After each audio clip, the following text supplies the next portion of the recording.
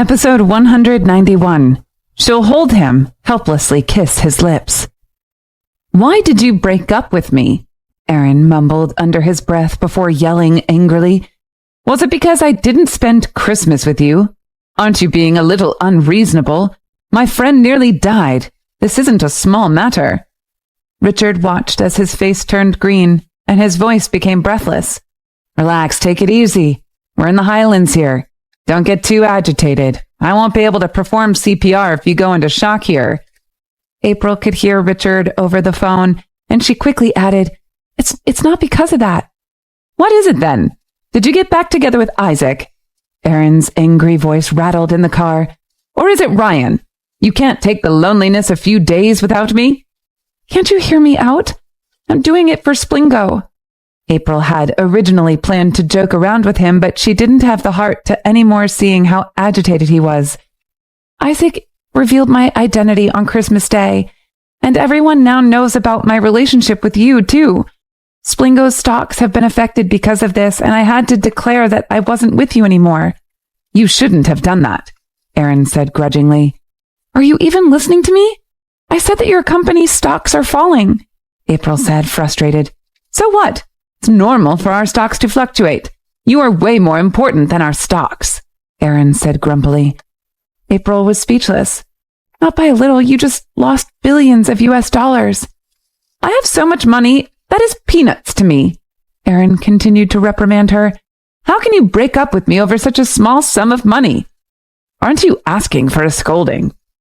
Billions of dollars are worth peanuts to him? Oh God, April thought. Everyone else was panicking, whereas he was taking it so chill. April was touched by what he said, however, about how she was worth much more than billions of dollars. "All right," April sighed. "How's your friend? Is he okay?" "He's no longer in critical condition. There's been heavy snow here the last couple of days. We were planning to take him out the moment the snow stopped, but I didn't expect the company to be in trouble. I'm driving back later," Aaron said. "Were you having a hard time by yourself?" April felt herself choke up. She hadn't shed a single tear the whole time since Christmas Day. No matter how lost and helpless she felt, she willed herself to stay strong. At this moment, she couldn't help but let down her strong facade. "Your company situation has been stabilized after I posted about breaking up with you. You don't need to rush back. Stay safe since it's snowing heavily over there," April gently reminded him. "I hate those words. Don't worry about me. Just take care of yourself and wait for my return." Aaron hung up and called Marvin. Marvin explained the entire situation in detail to him. Aaron's expression froze after listening to what he said. He hadn't expected Isaac to be so shameless. How had she managed all this time on her own? "You are my personal assistant that I groomed myself. How could you allow her to be bullied like that? What did I say before I left? I told you to take care of her, didn't I? Don't let any harm come to her. Now she can't even leave her house without being harassed." "Sorry, Mr. Bennett, it's my fault." Marvin kept apologizing. Thankfully, he didn't tell Aaron that April was living in Ryan's place, or Aaron's angry yell might blow up his phone.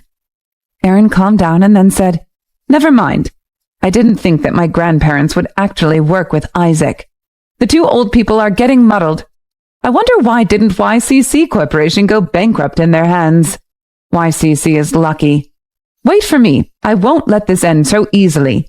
I'll make them pay no matter who they are." He angrily ended the call.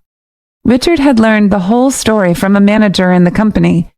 It had only been a few days, yet things changed drastically back there.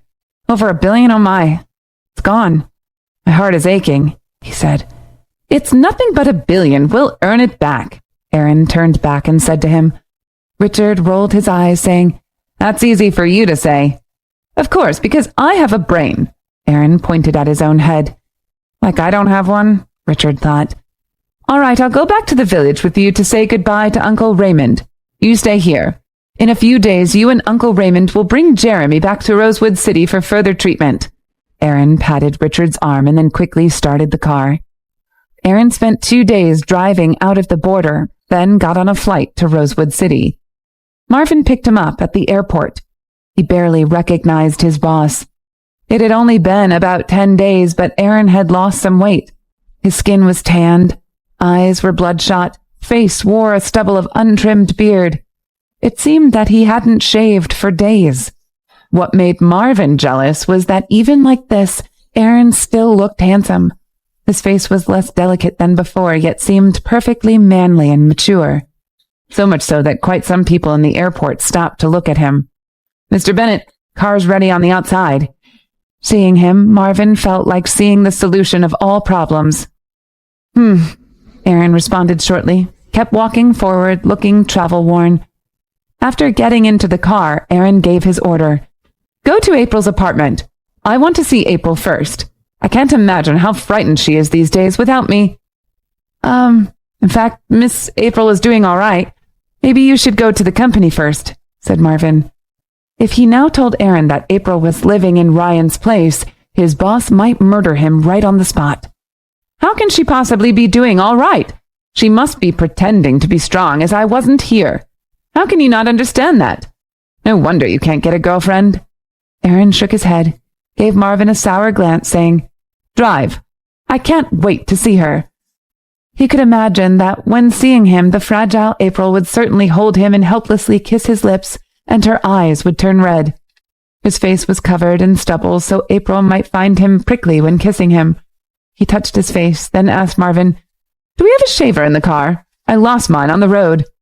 Marvin shook his head, responding, "We don't have a shaver in the car, Mr. Bennett. You look handsome now. You can shave your face back in the company." "I know I'm handsome. I just don't want April to complain about my prickly face later when she kisses me," said Aaron coldly. "It's a long separation. Do you understand?" Marvin really wanted to cry. "Mr. Bennett, I don't think it's time for you to think about kissing. These 10 days, we've really been anxious for you to return." Episode 192. You've grown thinner and wearier. Aaron knitted his brows and said in a deep voice, "April has been waiting for me too." Marvin nearly collapsed. "You really can't act like this," he complained silently. "Mr. Bennett, you really don't care about the company anymore since you fell in love." "Besides," Aaron continued, "I only left for 10 days. We're a large public company, but those people I hired can't deal with any problems. Instead, they have to wait for me to come back. What have I been paying those senior managers for? A bunch of useless things? Let them wait. Just tell them to wait." Marvin curved his lips downward. "It's your company anyway, and the money that might be lost is yours too." "Let's go to the apartment," Aaron repeated impatiently. "Mr. Bennett, in fact, Miss April isn't living at the apartment." Marvin clenched his teeth and shuddered. "Some people found out her address and poured paint on her door, so she's living with her friend for now." "Let's go to her friends then." After saying that, Aaron started getting a strange feeling. "That's not right. Except for Winnie, what other friends does she have? Don't tell me that you're talking about a male friend of hers." The last few words of his sentence sounded ice cold. Marvin automatically responded, "How could it be possible? It's a female friend. I heard that their mothers used to be classmates." Aaron nodded. "Her mother divorced her father and remarried another man, but still, she needs to pay some attention to her daughter. She can't just leave her alone. All right, let's head to the place of her mother's friend." "But I don't know where that villa is located," said Marvin carefully. "I'll call Miss April and tell her to go back to Bennett Villa so she won't need to travel around." "Don't bother. I'll go and pick her up myself." As Marvin didn't make the phone call immediately, Aaron made the call himself. The call was answered. He immediately said to April, "I just got off the plane. I heard from Marvin that you're living with your mother's classmate recently. I'll come over to pick you up and also pay a visit to that nice lady to thank her for taking care of you during these past few days." At first, April was surprised to learn that he was back. But after hearing what he said next, she couldn't stay calm. That jealous man would be so pissed off if he found out that she was actually living at Ryan's place. "You go back to Bennett Villa, and I'll be there as soon as possible. I'll make you some good food. You must have been really tired in that remote place." Hearing her words, Aaron felt even more guilty. She had suffered so much unfairness recently, but still she was thinking about making good food for him. Unlike her, he let her be bullied by the others and didn't show up until now. "I'm fine. I don't want you to cook for me. I just want you to get some good rest," Aaron said to her. Tell me the address. I'm coming right now. You really don't need to. I'm coming to you. Finally, Aaron felt that something wasn't right. Marvin acted weirdly. So did April. It seems that you really don't want me to be there. Do you not want me to know where you're living? Are you living in some man's place instead of your mother's classmate's place? That's not true. Give me the address then. April didn't want him to have more crazy guesses, so she had no choice but to give him the address. Ryan wasn't there anyway, so she figured that she only needed to inform her godmother about his coming. Yes, she had already become Jessica's goddaughter. Jessica told April stories about things that had happened back when she and April's mother were in school, and April liked those stories. Aaron's car drove straight to the villa district that April had talked about. Before long, the car was parked in front of a 3-story villa. Aaron spent a while observing it, then got out of the car, took out 2 boxes of gifts from the trunk, and rang the doorbell. April answered the door. She was wearing a new ginger turtleneck sweater paired with white pants. Her hair was coiled in a simple bun, and her skin was as fair as before. However, he noticed a rim of shadow beneath her eyes. She must not have slept well the past couple of nights. The two of them stood opposite each other, and Aaron looked deeply into her eyes. His heart was pumping fast. April, why does it feel like 10 years when in fact it has only been 10 days without you? You've grown thinner and wearier, he said in a low voice. April immediately felt tears well up in her eyes. Damn, this guy's sweet talk is on another level, she thought. I'm okay. You are the one that looks like you've been through a lot. Before she could finish, he pulled her into his arms and pressed her cheeks against his chest. She breathed in his scent and felt comforted by his familiarity. Suddenly, she noticed a hint of a strange smell. She raised her head to only have him bury her face back into his chest. Don't move.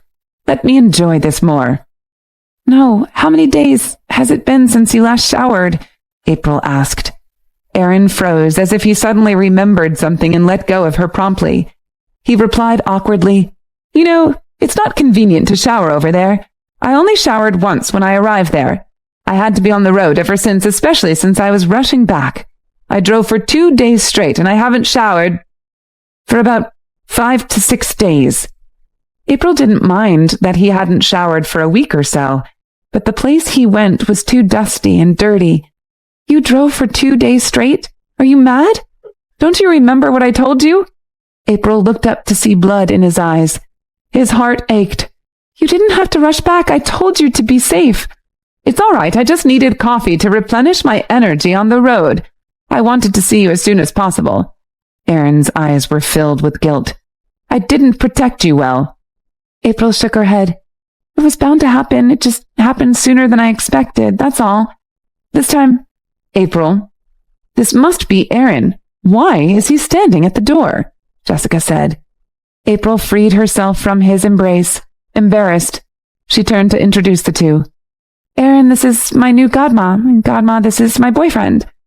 Oh, Mr. Bennett looks handsome and capable. No wonder. Jessica couldn't help but compliment him. After getting along with April over the last couple of days, Jessica found that she was a good girl, both pretty and smart. It was a pity that she was already attached. Otherwise, she would have been a good match for her son. Aaron frowned. How had this girl ended up with a godma in a matter of a few days? Obviously, he had to show his gratitude despite being skeptical. She did take care of his woman while he was away, after all. He stepped forward and said, Hello, godma. Thank you for taking care of April. This is just a token of my appreciation. Hey, you don't have to call me that. Jessica received the blanket. Aaron left a good impression on her, but he was a little thick for addressing her that way since he wasn't even married to April yet. No, I should, since marrying April is only a matter of time, Aaron said. All right, I'll go get my luggage since you're already here. I'll leave with you. Let's not forget about the company matters, April said hastily. All right. Aaron thought about what she said and nodded. He had to rush back to deal with company matters, so he reluctantly said goodbye and decided that he would come back to visit another day. Episode 193. Don't Go to Ryan. April went into the villa to pack her things. She only brought a few clothes here. Jessica and Aaron were chatting by the door. Auntie, you ignored the public opinion, but kindly stood up for April? I guess you and her mother are good friends, right? I wonder where her mother is now.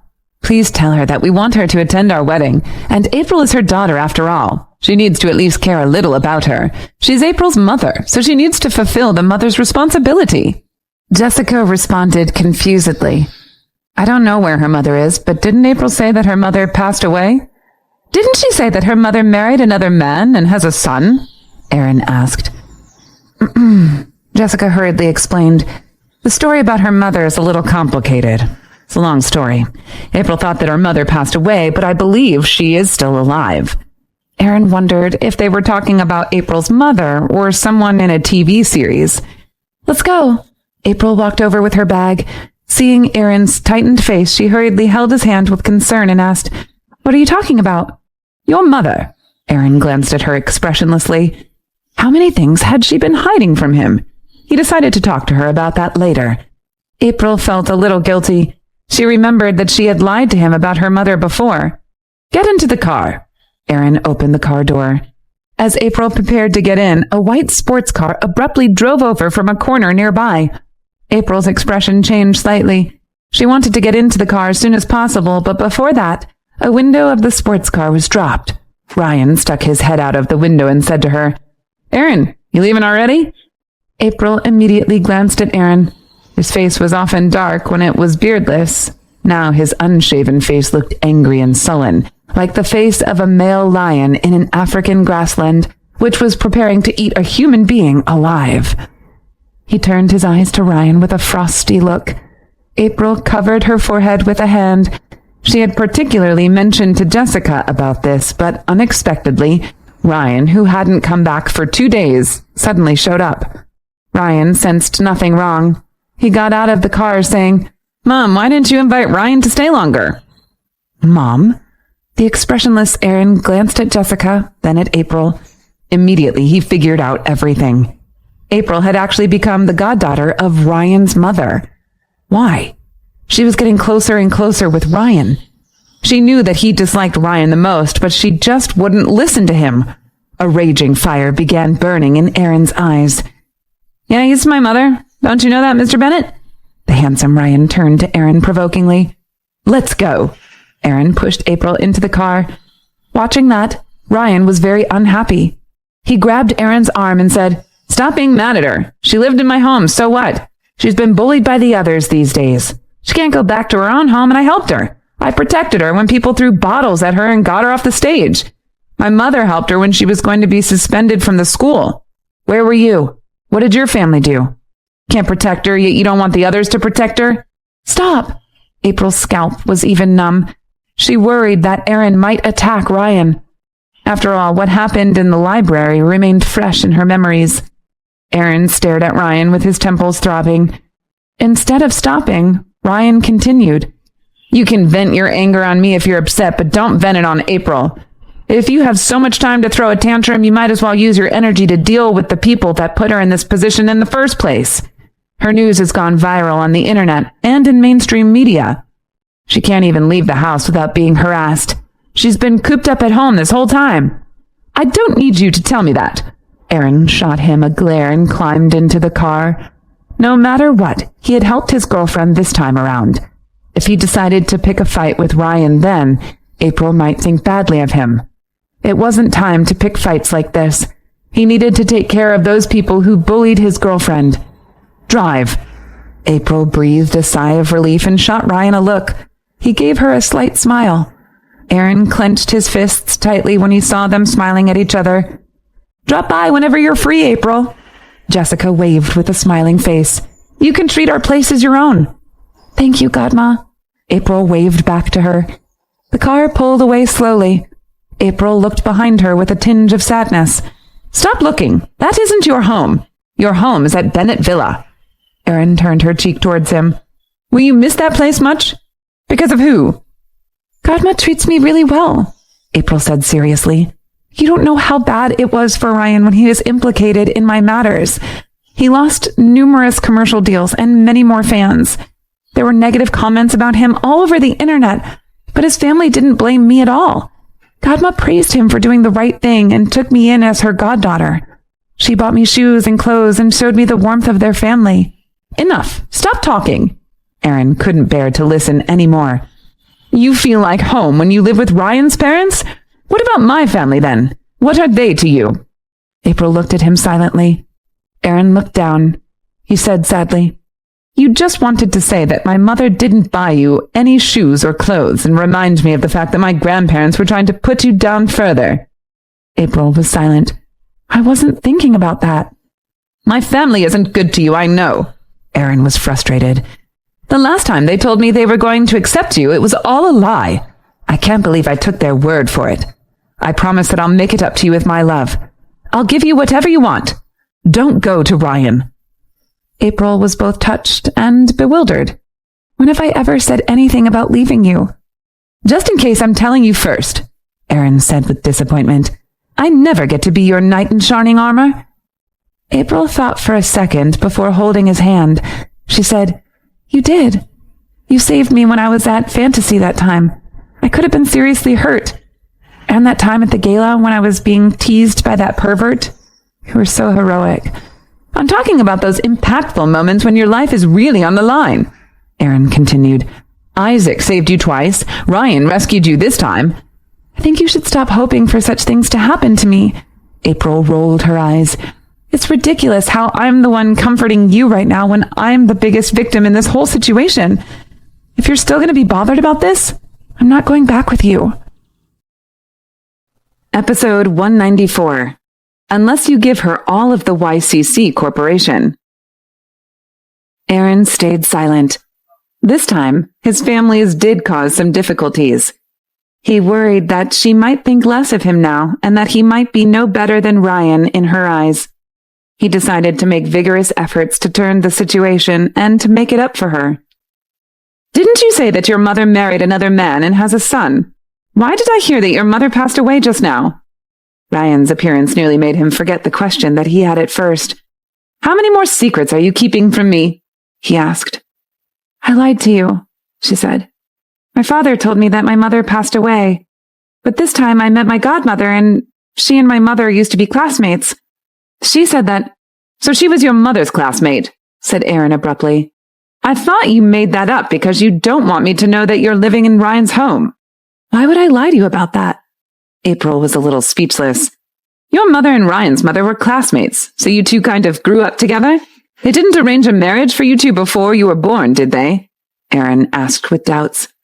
Where did you get that idea from? She responded. Most of the TV series that I watched with my grandma had that kind of plot. Aaron snorted coldly. No, we weren't engaged. April honestly didn't know how to continue this conversation.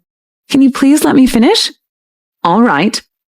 April told Aaron what she had heard from Jessica in full details. Do you think my father really cheated on my mother back then? And is my mother still alive? Do I have a younger brother or sister? Hearing that, Aaron fell into silence and his eyes became misty. Why didn't you see anything? April seemed to feel how he felt. Maybe. He did. There are not many good men nowadays. I am one, Aaron said coldly. As a man, Aaron said that himself. Hearing him, April was a little disappointed. In a couple of days, I want to go to Lukesville for a visit, she said. I want to ask my father face to face. I will go with you, Aaron immediately added. He couldn't let her be away from him again. Back to Bennett Villa, Sister Emily trotted over to carry April's luggage. April, seeing that you're okay, I can finally stop worrying. Recently, I read all of those things online every day. I was really frightened. Thankfully, Marvin told me you were hiding somewhere safe. Now that Aaron is back, so everything will just be fine. April was touched. Sister Emily, don't you mind? My father, she said. I think you're a good person, and that's enough. What does that have to do with your father? I feel that you've really suffered too much. Sister Emily couldn't stop sighing. Aaron glanced at Sister Emily with praise, saying, Take good care of her. Let her feel more warmth of home. April couldn't think of a word to say. She did nothing but blurted out a compliment toward Jessica and her family. Mr. Bennett, you should leave for the company. Marvin couldn't help but remind him. They've called for at least 10 times. Our stock is falling again since this morning. All right. Aaron put his arm around April's waist, abruptly lowered his head.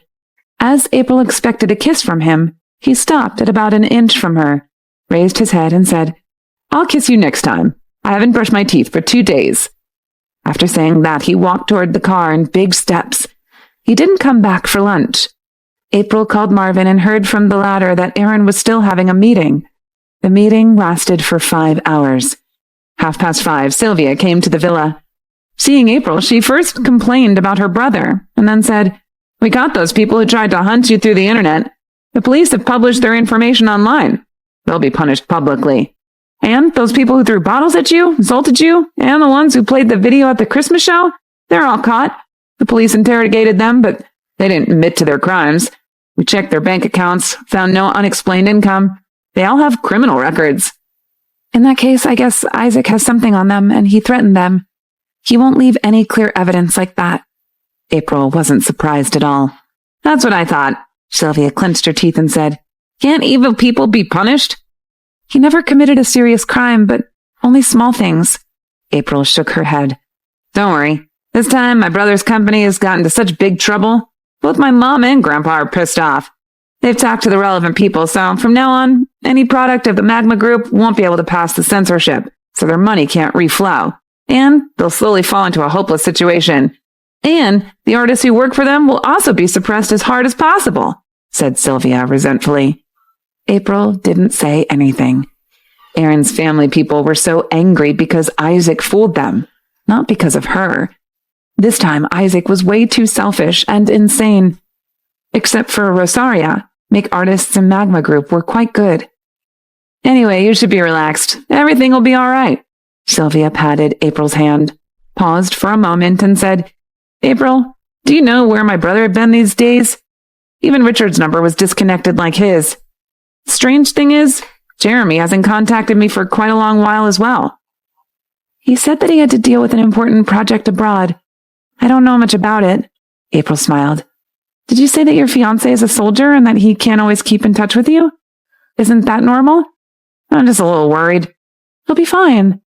April seriously looked at Sylvia in the eyes and said, "Isn't he coming back New Year? I think you'll see each other soon enough." Sylvia left after dinner. Not long after that, April heard the noise of a car from the outside. She thought that Aaron was back, so she quickly put on a coat and went outside. But unexpectedly, she saw Caitlin, Zachary, and Esther. Sister Emily panicked, saying, "Oh my, why did they show up together? Are they here for you?" April smiled.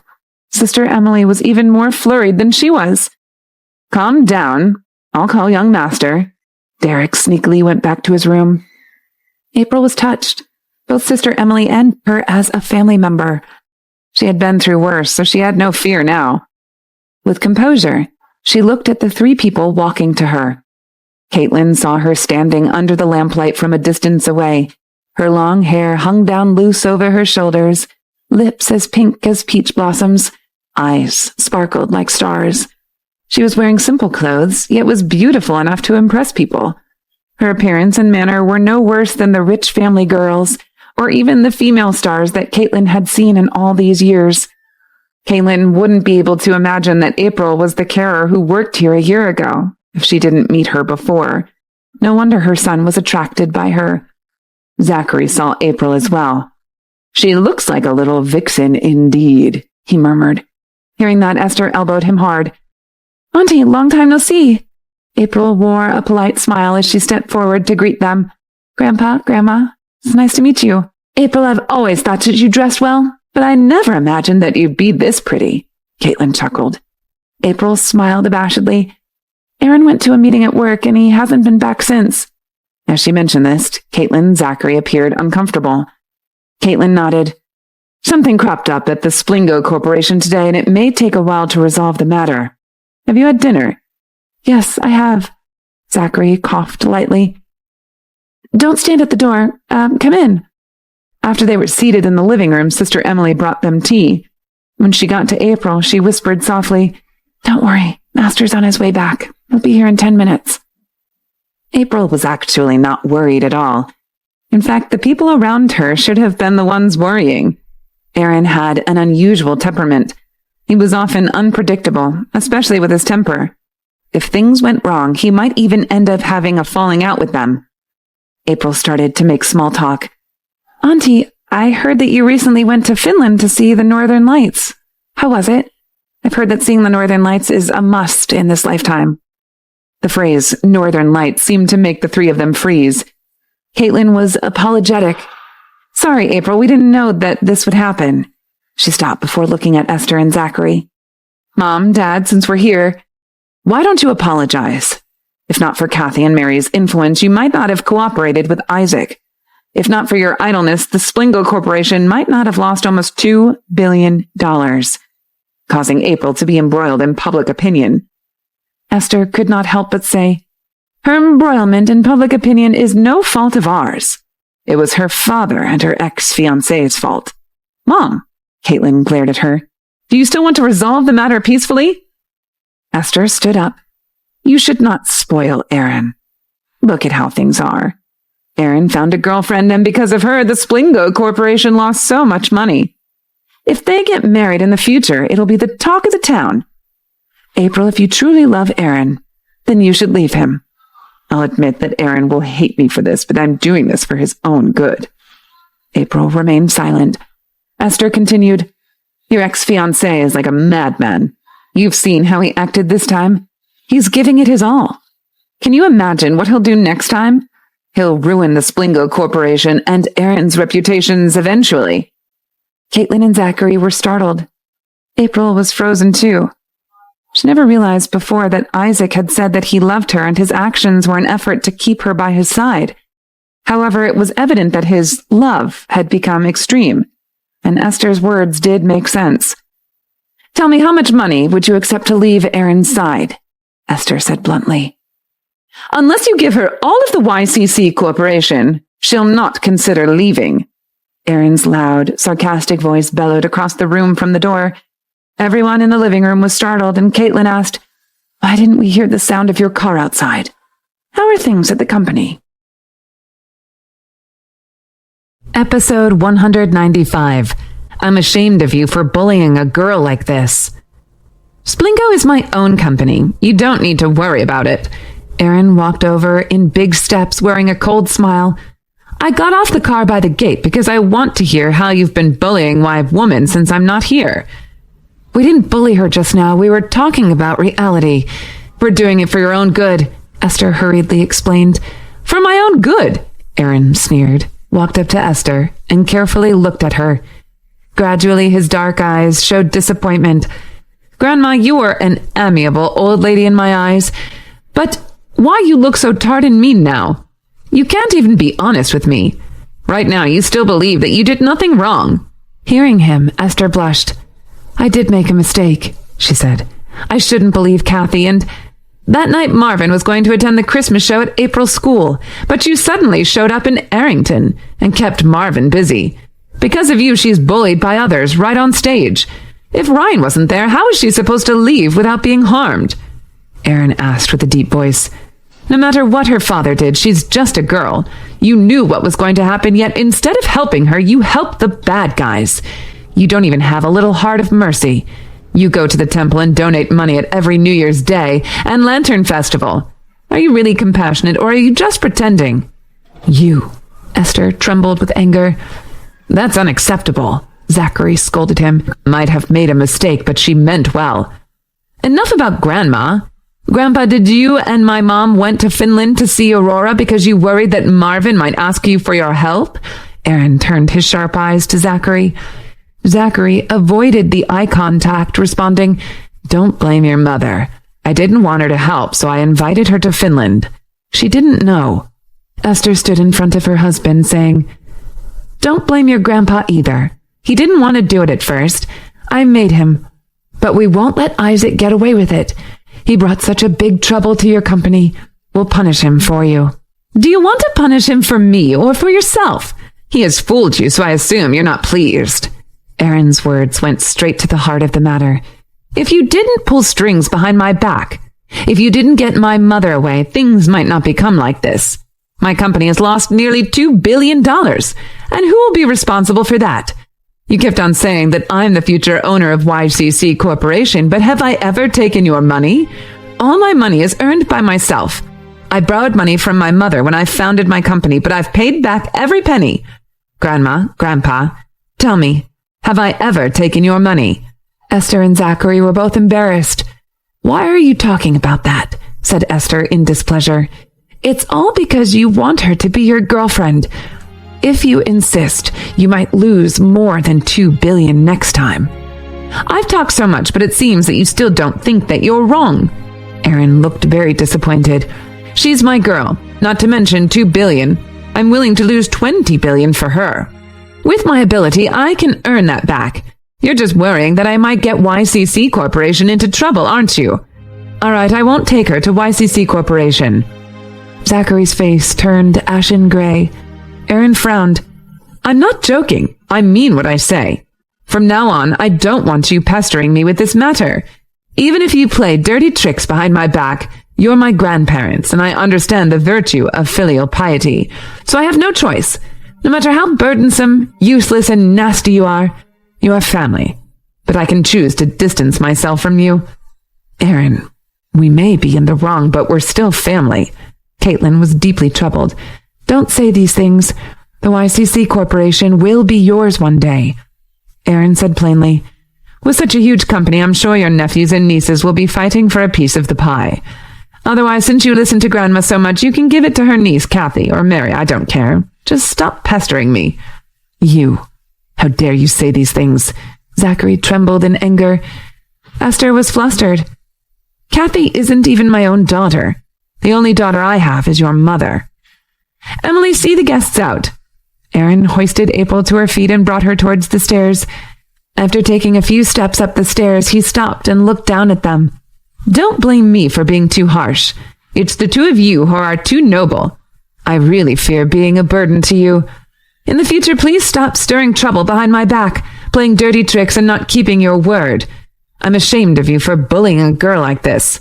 Also, rest assured, since you don't like April so much, I'll spare you the displeasure and not invite you to our wedding." He turned to leave with April. "Caitlin, what should we do? Could he just be threatening us?" Esther was flustered. "Mom, didn't I tell you to keep your thoughts to yourself?" Caitlin was infuriated. "There are so many things going on at work. Couldn't the two of you have saved me any trouble?" "All right, it's useless to talk about these things. I don't think Aaron is joking. Maybe it's time to look for another successor." Zachary was also enraged. "Am I to leave this company into which I poured my life's blood, sweat, and tears to your cousin? Dad, the two of you are already so old. Can you just let things be? Just tour the world, go shopping, play around. Since you made a promise the last time, you should have fulfilled it. Now you've broken your promise. Don't you know your grandson's temper by now? I can't even grab a hold of him, not to mention the two of you." Caitlin ranted before walking off in frustration. Let's go. I'll take you home." "It's all your fault," Zachary chided Esther. "It's your fault for being influenced by your niece. $2 billion are gone just like that. Are they compensating us? Can they compensate us? Don't ever let me catch them in our household." Zachary went outside immediately. Seeing that her daughter, husband, and grandson were now seething with resentment towards her, Esther wanted to break down. On the balcony on the second floor, April watched as their car drove off. She could not help but say to Aaron, "They're your grandparents after all. Weren't you a little harsh? Furthermore, they're already so old. Shouldn't you treasure your time with them?" Aaron snorted. "I think I demonstrated plenty of restraint. It's exactly because they're my family and they're so old that I can't hit or scold them. This time, if they don't patch things up with you, I'll never speak to them again." Episode 196. April, I know we haven't done this in a while. April fell into deep thoughts, murmuring, "In fact, your grandma's words made sense. You see, your company has suffered a huge loss this time." Before she finished, her body was turned around by him violently. Aaron gripped her shoulders with his large hands, tightened his face, and said, "Don't listen to that old lady." "No, you don't understand. Isaac is really sick." April bit her lip. She didn't tell Aaron that Isaac said that he still loves her, as she was afraid that Aaron might be pissed off. I know he loves you, but he can't have you, so he wants to destroy you, said Aaron coldly. He understood Isaac. Perhaps he would do the same crazy thing if he saw his beloved woman with some other man. April gave a start, saying, if he doesn't love you, why didn't he leave you alone? He hates your family, but your father is already in prison. It's meaningless for him to waste time on you if he doesn't love you, Aaron continued with a frosty voice. Sadly, he doesn't understand that he'll have no chance at all, as his enemy is the perfect me. April curved her lips downward. Even if you didn't show up, he wouldn't have a chance, she thought. April, listen. Things became like this all because of Isaac. He's making this happen with his media resources. If no one is hiring this, you'd be completely safe. So this time, I'll do whatever I can to punish him. Aaron stared at April in the eyes and continued, all his products won't pass the censorship. Once his money stops reflowing, he'll suffer severe loss. The shareholders of the film and television base will start to have doubts. Then I'll take the opportunity to purchase their stock. I want him to have nothing. April was shocked. I won't break up with you unless we stop loving each other, he continued confidently. I don't care about money. Like what I said to my grandmother and the others.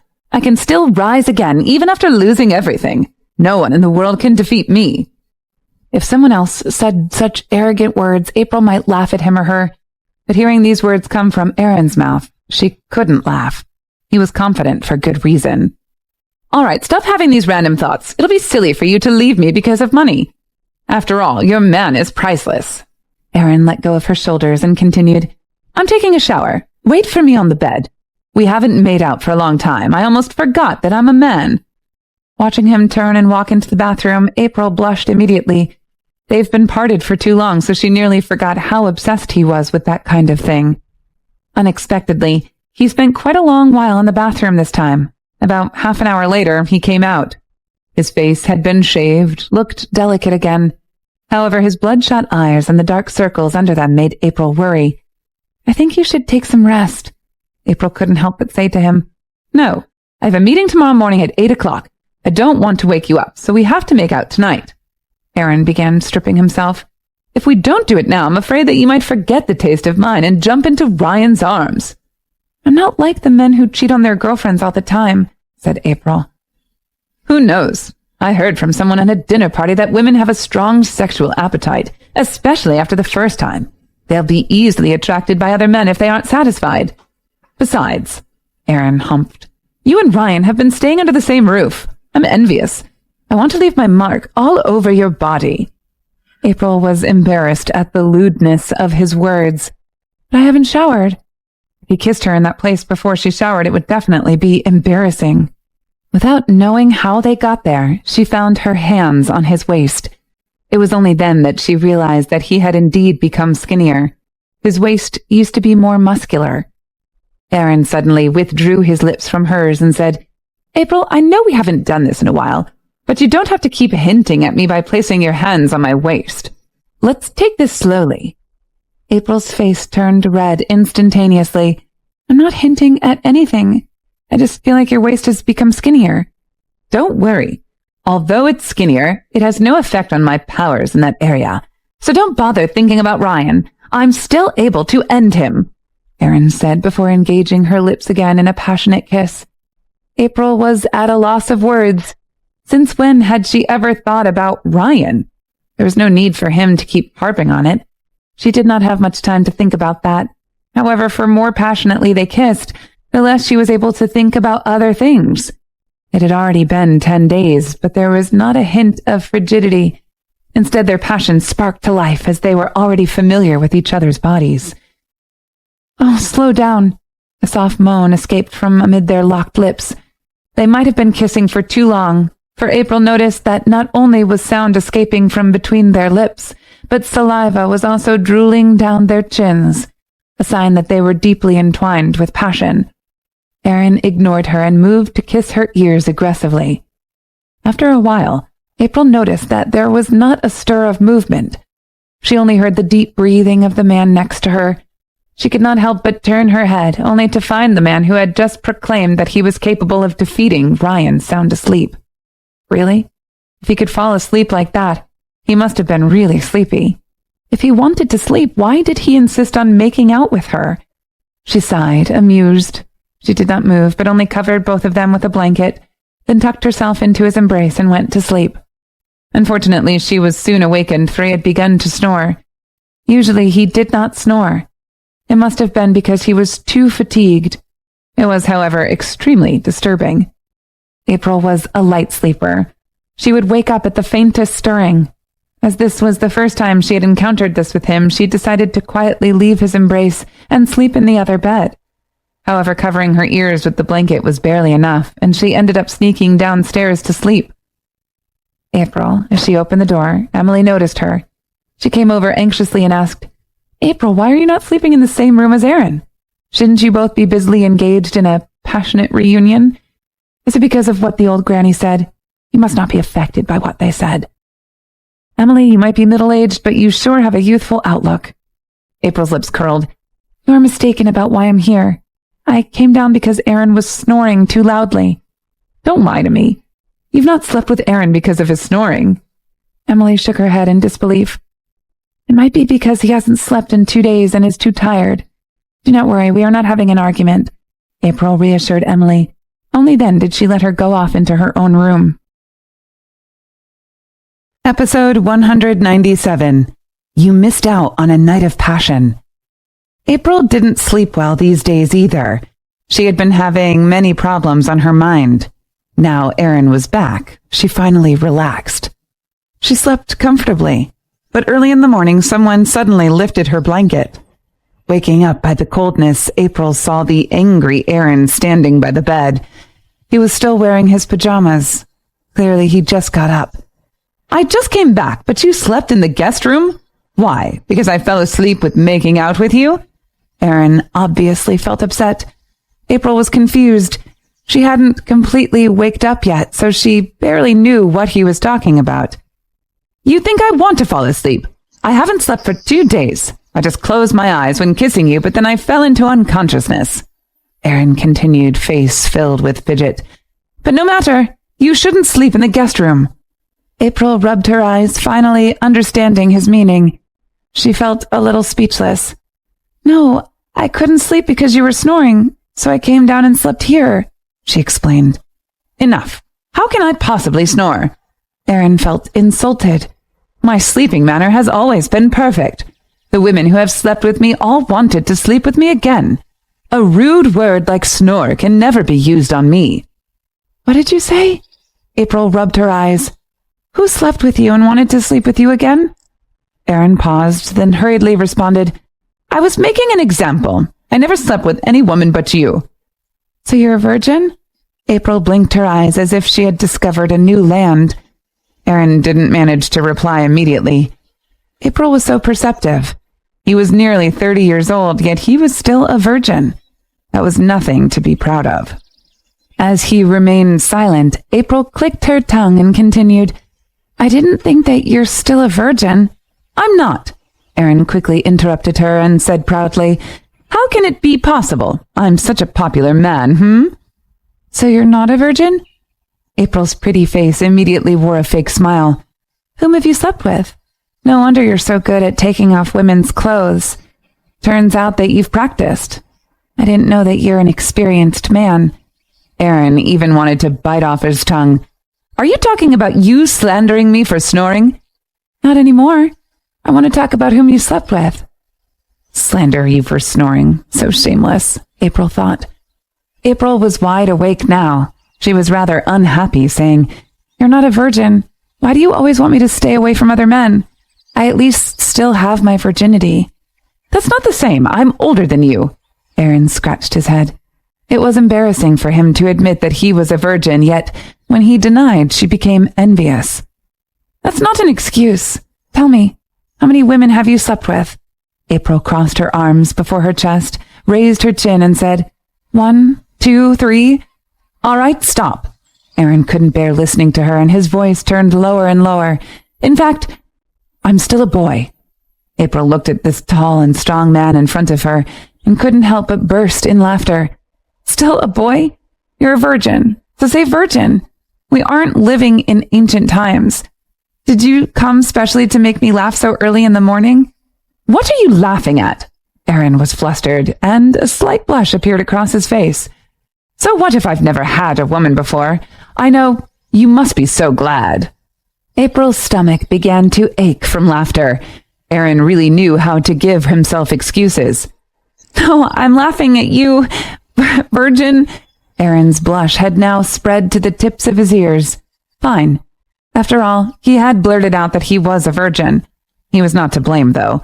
Richard had played the historical martial arts drama in the car out of boredom a few days ago at the border, causing him to accidentally blurt it out. Enough! Stop laughing! Aaron looked down and forced her into a kiss. April let him kiss her, but she was still chuckling.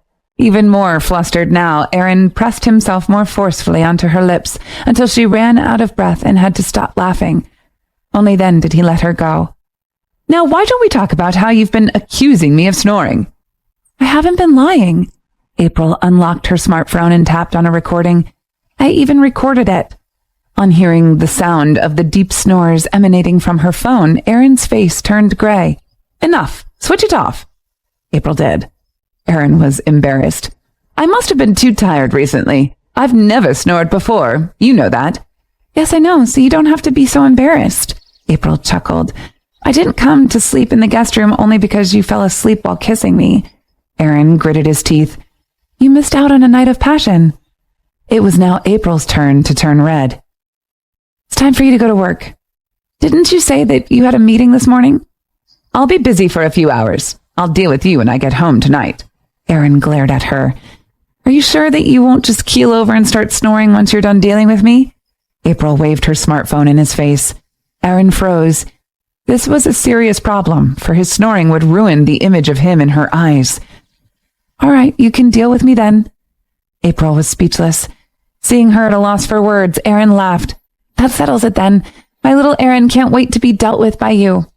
Finishing his sentence, he walked toward the door proudly, ignoring her flushed face. At the door, he turned and said, The police have already arrested the bosses of the 3 media companies that published those vile articles about you. No one else will dare to publish anything about you again. You can leave the house if you want. I'll send bodyguards along with you. April was stunned. How did you do that? By collecting evidence, Aaron said plainly. Most of what they published was untrue. Furthermore, it harmed your reputation and infringed on your privacy. Because of their untruthful reporting, any harm they brought to you was sufficient enough for me to report them to the police. Now that the 3 media companies have shut down, the Davidson family will no longer be able to use the media to engender public discourse. Now it's my turn to get the media to expose them instead. How are you going to do that? You'll find out soon. All right, but in the meantime, I think it's best if we don't go out on dates, April said. After all, I already announced publicly online that I've broken up with you. We should give it some time before we appear together again. It doesn't matter. It is common for lovers to break up and get back together. Don't think too much about it. Am I not dating you right now? Think about those celebrities who take drugs. A public apology is all it takes for them to regain their reputation. Aaron chuckled. As for your studies, don't be in a rush to return. Wait for your principal to come personally to ask you to return. Episode 198. Your wives can't match my girlfriend's looks. April gazed at him. He will if he still wants to be the president. He doesn't own the school, and Professor Connor can go back to work. I've already put the people in your school who insulted you the most in jail. I promise no one in that school will dare do anything to you. However, if your president comes to see you, do not talk to him. Wait until I'm back, Aaron said proudly. Why? April could never fully understand him. Because I'll humiliate him. Or what, let him beg you and then forgive him? Aaron snorted, then left. April was dazed for a while, then slowly laid back down. Only at 9 o'clock did she get up. April, the president of your school came to visit you, but as Aaron instructed, I told him that you're not here, said Emily. April didn't think that the president would come so soon. She didn't know what Aaron planned to do, but she decided to let him do whatever he wanted. Splingo. At 1 p.m., Aaron made time to go back to his office for lunch. Once in, he saw Caitlin sitting on the couch. Why is she here? Marvin, show our guest out, Aaron ordered coldly. Caitlin tapped her watch while saying, "I've waited for 2 hours." "Because of what your parents did, I'm too busy to even have lunch," Aaron complained. "Last night my parents realized that they were wrong. They won't listen to Kathy and her family anymore, and they won't try to stop you from being together with April." Caitlin sighed. "They're old. Every year they might be their last." "Can people do whatever they want because they're old?" Aaron asked without thinking. "What do you want then? Will you really not talk to them anymore?" said Caitlin. "You know what my father's nephews are like. They will destroy the YCC Corporation sooner or later." "Let them destroy it then. I didn't found it, so I feel nothing," Aaron said carelessly. Caitlin angrily grabbed an apple from the desk and threw it at Aaron, saying, "I spent half of my life working for the YCC Corporation. Now you're telling me that you feel nothing? You heartless thing." "Don't throw that at me. I'm unhappy with you, too." Aaron stared at her and said, "As my mother, you failed to persuade my grandparents. What did I do when my father cheated on you? I beat him up without saying a word, and I broke up with Jenna. I've been single all these years. Now I finally have a girlfriend, but how did you treat my girlfriend?" "What did I do?" Caitlin didn't understand. "I'm supporting you." "You're just saying that, but you didn't give us any actual support," Aaron complained. "Look at the mother of my rival in love. Ryan's mother brought shoes and clothes for April, let her feel the warmth of home, even became her godmother. What about you? You're not even as good as Emily." Caitlin couldn't think of a word to say. "You need to take all the responsibility for what has happened," said Aaron. "Last year, when you found out that I was finally well, you sent Derek away on purpose to make April take care of me alone. We slept in the same room and our love started there." "All right. It's all my fault." Caitlin surrendered. "I'm going to buy her shoes and clothes right now. Is that okay?" "Go. Don't be unsupportive." Caitlin felt that even her stomach was twitching because of anger. What on earth had she done in her previous life that brought her such a son in this life? It was 4 p.m. when April received a call from Caitlin while studying. "April, when are you free? Let's go shopping. Bring along Sylvia." April was flattered that the CEO of YCC Corporation had personally given her a call. "Auntie, this is..." "From Aaron's tone yesterday, I can tell that he's certain about you. Given this, I think we should foster a closer relationship, shouldn't we?" Caitlin said cheerily. "How about tomorrow? I heard that you were taking a break. I'm not too busy at the moment either. Let me know what you would like to buy. Having thought about it, I do feel sorry for you. You lost your family at a young age. Let me provide you with the warmth of a family." These words seemed familiar somehow. "That does it then. See you tomorrow." Caitlin hung up. April slowly regained her senses. She was beginning to understand where Aaron had inherited his dramatization from. In the evening, April heard that Aaron had to work overtime and was unable to return home for dinner. She decided to bring food to his office for him. When she arrived, it was already dark. She spotted Aaron still engaged in a meeting with several other executives. She did not interrupt them. She sat outside and fiddled with her smartphone while she went to the bathroom. As she did, she heard a voice from outside. "Was that Mr. Bennett's new girlfriend?" "Yes, she looks like she brought him dinner, too." April was suddenly alert. She became conscious of her own breathing. Usually people badmouthed her while gossiping, especially since her reputation had taken a hit recently. "She looks very pretty. I heard she's the reason why Splingo's been embroiled in a storm recently." Indeed. Men will always like pretty girls. To think that I believed that Mr. Bennett was together with someone else previously. "You're not alone. I heard that too, and was bothered for a while. Eventually I heard that he had found a girlfriend again. It's really too much of Mr. Bennett. How can he be interested in both men and women? No wonder Mr. Richard must have been too heartbroken to come to work, even with such a critical incident befalling the company. Stock prices have been dropping. I heard that Mr. Bennett only showed up yesterday because he had followed Mr. Richard overseas, but must have been too hard to bear leaving his girlfriend here, so he returned." The voices slowly tapered off. April emerged from the bathroom speechless. She shuddered.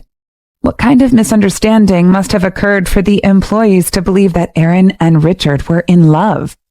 Their imaginations had indeed run wild. They should have known that if Aaron were to hear of these rumors, he would surely blow his top. As she returned, Aaron had just finished up his meeting with the executives. After seeing April, he smiled and said, "I won't be joining you for dinner. My girlfriend has brought food for me. Her culinary skills are impressive. She must have been afraid that I'd be hungry, especially since I've lost weight recently. That's why she decided to cook for me personally." April was speechless. He was boasting again.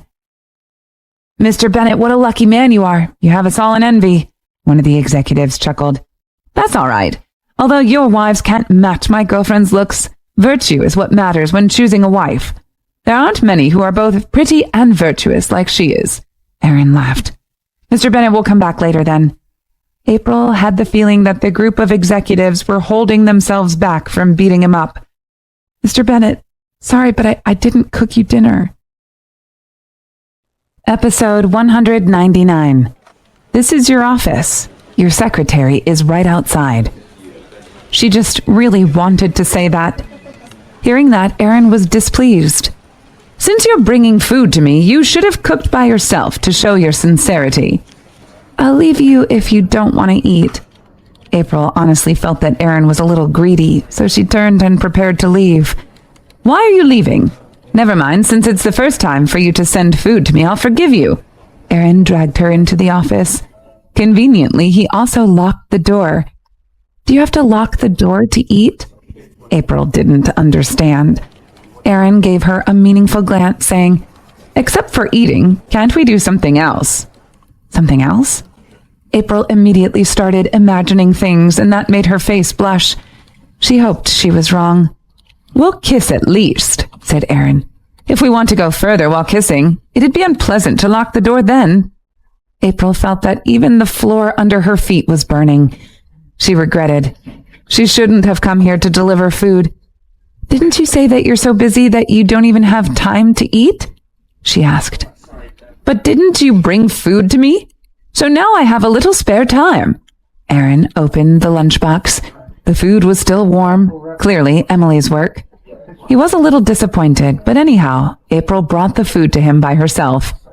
Thinking about what he said just now, April felt a little unsettled. She never dared to even think about making out in his office. Well, since the food is delivered, I should be leaving now," she said. "Why?" Aaron immediately swallowed the food in his mouth, saying, "You came here because you miss me. What will the point be if you're leaving so soon? You can stay here. Wait for me to get off work. I don't mind being disturbed by you." "But I mind," April said through clenched teeth. "I'll allow you not to mind." Aaron raised his eyebrows. As she stayed silent, Aaron lowered his head to continue eating. "Your mother called me today, invited me to go shopping with her." April looked at Aaron confusedly. "She said that she'll let me feel the warmth of home." "Did you tell her anything?" "I said nothing. But she has accepted you since the beginning. All the bad things are done by my grandparents. I guess she heard what I said yesterday and learned that you'll definitely become her daughter-in-law. So she decided to get along friendly with you." Aaron raised his head and continued, "If she wants to go shopping with you, you can buy whatever you want. Don't think about saving money for her. She has plenty of money." April silently curved her lips downwards. Caitlin wasn't her mother. How could she possibly ask Aaron's mother to buy her whatever she wanted? "Believe me," Aaron added. "In fact, my mother tried to bring us together back when you were working for me. At that time, she put Derek away on purpose so we can develop some feelings towards each other, as I was a single man while you're a single woman." "No way," April blinked. "I was pretending to be 30 years old back then. I was old." Aaron stayed silent for a moment and then responded with, "Maybe she liked your inner beauty." April couldn't think of a word to say. What inner beauty did she have?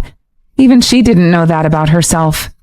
Aaron dragged toward him, made her sit on his knees, then put his ears near her ears and whispered, "I told my mother that you are especially good, that her son's little brother is very well trained by you." Was that her inner beauty? April doubted that. The blushed April rolled her eyes, saying, When did I train it? You're so shameless. Don't you believe me? Aaron lowered his head and said with a low voice, See, you wanted it to stand up, and it did right away. April looked down and she felt something poking at her buttocks. Although it had been a while, she never forgot how it felt. She was almost impressed. How he had done that so easily. It needs you. Aaron nibbled at her earlobe. As her body trembled and shrank, he reached out silently and swiped away the dishes to the other side of the desk. Before she could react, he had placed her on his desk. April was stunned, realizing what was happening. She was fraught with anxiety. What are you doing? What do you think I'm doing? Aaron quickly removed his coat and began unbuttoning his shirt. I thought you were joking. April pushed against his chest, saying plainly, Stop fooling around. This is your office. Your secretary is right outside. Don't worry. The soundproofing in this office is extraordinary. Moreover, no one will suspect anything. Everyone thinks that I'm a serious man. Aaron began undoing his belt buckle while his voice became more and more gruff. I need you. God knows how I've survived for the past 10 days. Haven't you survived fine for the past 29 years before you met me? April could barely bring him to a halt. She could only avert her eyes. I used to rely on my own hands, but now that I have a girlfriend, am I to do it by myself? Stop joking. Aaron pulled her windbreaker from her shoulders and quickly undid the buttons on her shirt. Under the light, her marble pale skin betrayed a shade of light pink, her scent mesmerizingly sweet. All that remained was her lacy pink lingerie. The sight of it made his temperature rise. Aaron stared blankly. He thought of the hardships he had experienced recently, and looking at such a beautiful sight, he finally understood why the heroes of old had bent over backwards for beauties. He buried his head, using his mouth to undo her lingerie piece by piece. His scalding hot breath could be felt against her skin, causing her to tremble. April bit her lip. She tried, but failed to push him away. With her mind in a fuzz, all she could do was to listen intently for sounds outside. As he had said, however, the soundproofing was indeed extraordinary. Even so, she could not relax. She bit her lip and kept silent. Eventually, as she was pressed against the desk, her hand accidentally brushed against his computer. She froze, fearing that she had made too much noise. Stop! Really, stop! She had come to his office many times before, but she never imagined that she would be lying with her clothes undone on his desk. April, your body is more honest than your heart. Aaron turned her body over so her back faced him. She must have been too nervous, for her body was now more sensitive, and it trembled ever so easily. He turned her head to face him and kissed her lips between wild breaths. As their lips entangled, April held on to the fountain pen by her side, her legs shaking like a sieve. She thought he would be fast, but he was not done when Marvin knocked on the door. Mr. Bennett, technical manager Mr. Travis is looking for you, Marvin reminded him. Aaron took a few breaths and said calmly, I'm not done eating. I'll have to wait outside. All right. April thought they were doomed, seeing that the door was closed. Was it not easy for anyone to guess what they were up to? How much longer? She whispered. I'm starting to hurt. Aaron frowned. Maybe grinding isn't enough for me anymore. Episode 200. If he wanted it again tonight, she would not reject him. April didn't know what to say. Could someone please tell me what to do? April, when are you going to truly give yourself to me? Aaron gently embraced her from behind. April paused for a second. She was clearly aware of the fact that her last line of defense was already meaningless now, based on what had already happened so far. In that regard, Aaron had kept his promise. He said that he wouldn't penetrate April without her permission, and he never did. He really loved her dearly. If one day they had to separate, they would each marry a different person, but still, if one day they had to separate, they would each marry a different person. But still, she now was willing to give him her virginity. In fact, she believed that giving her virginity to the man she truly loved would be more impressive than saving it for her future husband. Of course, it would be perfect if the man who had her virginity and her future husband were the same man. If things didn't end up in an ideal way, she would at least have the good memories and wouldn't regret her decision. When we travel together, okay? Somewhere romantic? April murmured and blushed with a complicated look on her face. I want it to be romantic, not random. Aaron's eyes glowed with wild joy. He hadn't expected her to agree when asking that question. All right. He gently and excitedly put his arm around her. Suddenly, he felt that everything had been worthwhile. At last, April made some effort to solve Aaron's problem with her hands. She didn't realize how long they had spent in the office until she opened the door. She couldn't manage to raise her head while opening the door, as she felt that everyone was staring at her with a weird look. She swore that she wouldn't bring food for him ever again. Unlike her, Aaron was very calm. He even shamelessly said to Travis from the technical department, "In fact, I finished my lunch long ago. I specifically let you reflect on your actions. Do you know what you did wrong?" Travis was puzzled at first, then stuttered, "It's my fault. Our website was attacked by hackers recently. I spent 2 hours fixing the problem." "Yes," Aaron nodded. Looking at the pitiful Travis, April suddenly felt sorry for him. He had done nothing wrong other than interrupting his boss while she was doing that thing. At 9 o'clock in the evening, Aaron and April went back to the villa after work. Once in, they saw Taurus waiting in the living room. April glanced at the teacups on the table.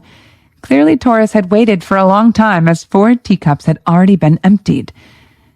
"Aaron, Taurus has been expecting you since 6 o'clock, said Emily. "Mr. Bennett, you two are finally back." Taurus smiled fawningly. "April, I came here to take you back to school. Those students who attacked you at the Christmas show have been suspended, and the ones who insulted you were given demerits. No one in the school will dare to bully you or say things about you ever again." April stayed silent. She looked at Aaron, waiting to see how he would humiliate Taurus. "You said that some of those students have been suspended. What about Mary?" Aaron sat on the couch with April, then raised his cold eyes to look at Taurus. Taurus was slightly puzzled and responded, "Isn't Mary your relative? What did she do?" "I don't sense your sincerity," Aaron smiled. "I'm telling you, April will go back to school only if Mary is not there." Taurus hurriedly gave a smile and replied, "Please don't worry about that. Mary is going abroad soon to study." "Yeah, famous music academy. Taurus, you're really nice to her," Aaron sneered. Taurus shifted uncomfortably on his sofa. "What Mr. Bennett is saying, if you're seeking not to offend both parties, I'm afraid it's not possible." Aaron casually raised his eyebrows. "The Flander family may not be able to guarantee your job as president." "I get it." Taurus's face turned a few shades paler. After working hard for so many years, he was not about to let his position go so easily. "If you want me to expel her, we're going to need to have some evidence. We don't have any right now. The way I see it, I'll still have to let her go overseas to study, but maybe she can go to a different school." Aaron's eyebrows slowly lowered. Taurus quickly sat forward in his seat, lowering his voice to a whisper. "She can go to a less reputable music school. From what I know, there are many in Paris with similar names. I can send her to one of them. Even if they realize later on, I'll just say that they had simply misunderstood from the beginning. Apparently, Mary gave up her contract with the company to study overseas. She'll be overseas for 2 to 3 years and will miss out on the prime time for her to debut. Moreover, these lousy schools simply have nothing for her to learn." April looked on at Taurus's scheming self. She thought about how vicious men could be as well. What Taurus would do could just derail Mary's music career forever. "But if the Flander family kicks up a fuss later on, Mr. Bennett, you might have to help me deal with that." Taurus chuckled nervously. "The Flander family has been entrenched in the upper echelons of YCC Corporation for decades now. Their clout is undeniable. Don't worry about that. Even if they remain in YCC Corporation in the future, they will not have too much power," Aaron said plainly. "No one will bat an eye at a notice of recruitment." Taurus's eyes seemed to twinkle. "That settles it then. As for April—" "Who said you could say her name?" Aaron glared at him. Taurus hurriedly corrected himself. "Ms. April." April was perspiring from embarrassment, but she looked at Aaron silently. Aaron tapped his fingers on his thigh. "You tried to suspend my girlfriend initially. if not for Miss Jessica's intervention. Furthermore, my girlfriend was attacked during the Christmas ball. As a president, your first instinct was not to protect your student. It makes me uncomfortable. Mr. Bennet, that was neglectful on my part. I promise that it will never happen again. Taurus hurriedly said, In the future, I will treat April like a deity at our school. Even if I'm wrong, I'll never let her be wronged again. That's more like it. One more thing. Professor Connor must be treated well. She is April's benefactor, Aaron added coldly before allowing a much relieved Taurus to leave. April was touched. She was touched because not only did he try to help her, he had also tried to help Professor Connor. She thought to herself, if he wanted it again tonight, she would not reject him, even if she was exhausted. After she finished showering, however, she realized that he was sitting at his desk, looking at his laptop in full concentration. She thought that he was working, but upon walking over, she realized that his screen was filled with pictures of the seaside. What are you doing? If you're tired, you should quickly shower and go to bed, April said. You can go to bed first. Aaron did not look up. I'm looking at itineraries by the seaside. Didn't you say that you wanted a romantic night? I'll go do some research on where is best.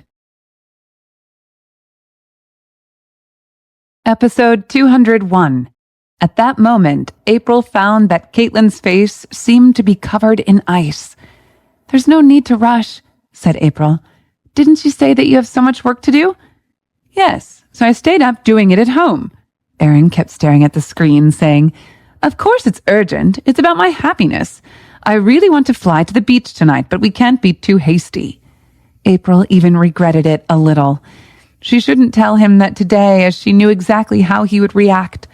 She glanced helplessly at the sexy sleepwear that she wore especially for him. Since Aaron wasn't going to sleep, she decided to sleep without him. That night, she didn't know what time Aaron finally slept. When Aaron woke up in bed, April woke up as well.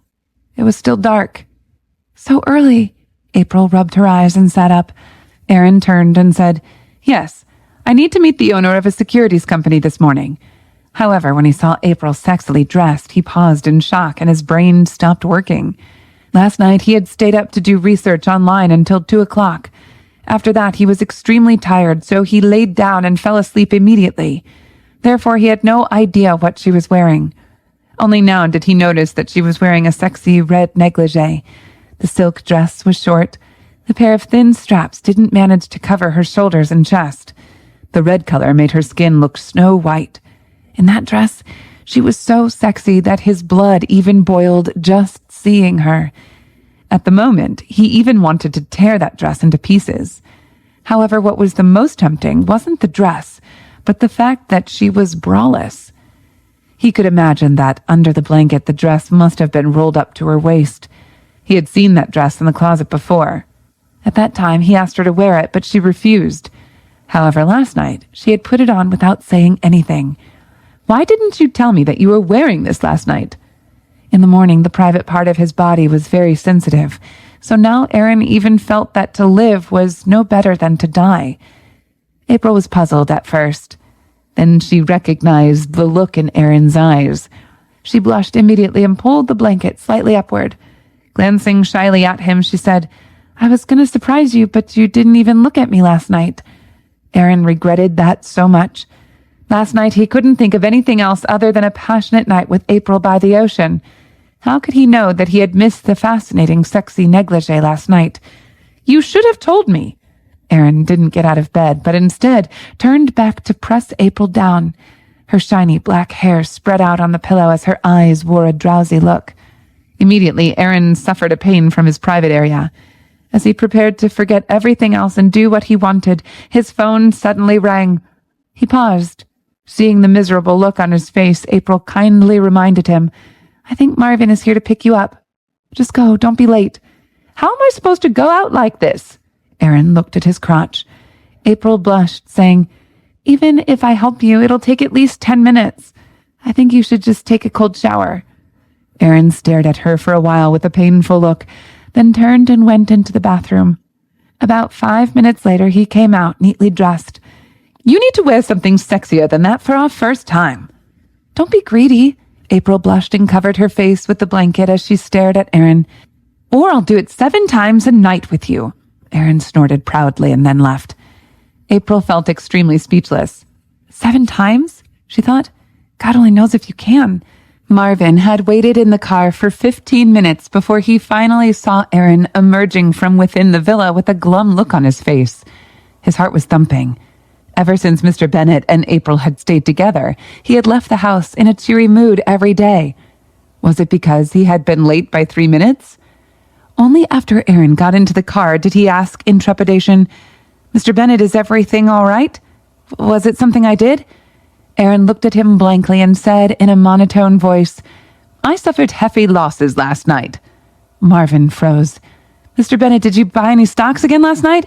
In any case, you've always succeeded in trading stocks." Aaron chuckled. "What stocks? Last night, April put on lingerie I got you to buy previously, but I was too busy and ended up not paying any attention." Marvin's lips curled slightly. He thought to himself, with so much capital in the stock market, how could he speak of stocks so lightly? However, he said, "Mr. Bennet, you should have had a proper rest after working so late last night. The company's stock prices have already stabilized. You don't have to worry about it anymore." "I wasn't busy with work. I was busy with private matters." Aaron rubbed his eyes, annoyed. "I'm planning to take April for a lover's vacation in the winter. I tried to search for a suitable location by the sea, but after a few hours of searching, I still haven't found anywhere special." Marvin was speechless. He had overestimated his boss's enthusiasm for work. Mr. Bennet had evidently fallen too deeply in love. At 2 p.m, Sylvia came over to take April and Caitlin shopping. April drove on the way there. Sylvia sat in the front passenger seat using her phone to search makeup brands. "April, what do you think about this lipstick from Dior? Apparently it's great for use in the winter." Sylvia showed her a picture. April took a look at it and said, "Not bad." "How about this one from Estee Lauder?" "Not bad either."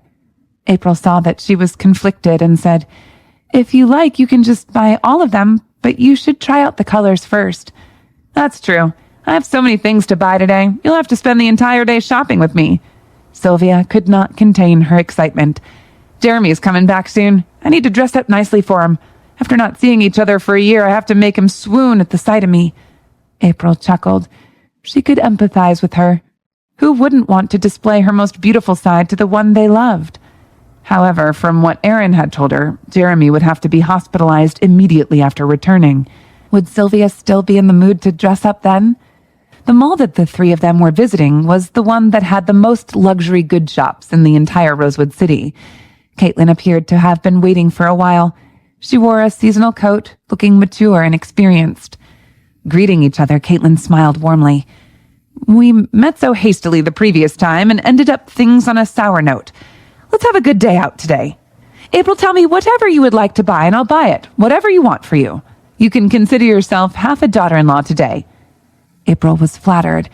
Although Aaron had told her to buy whatever she wanted wildly, she was still ill at ease.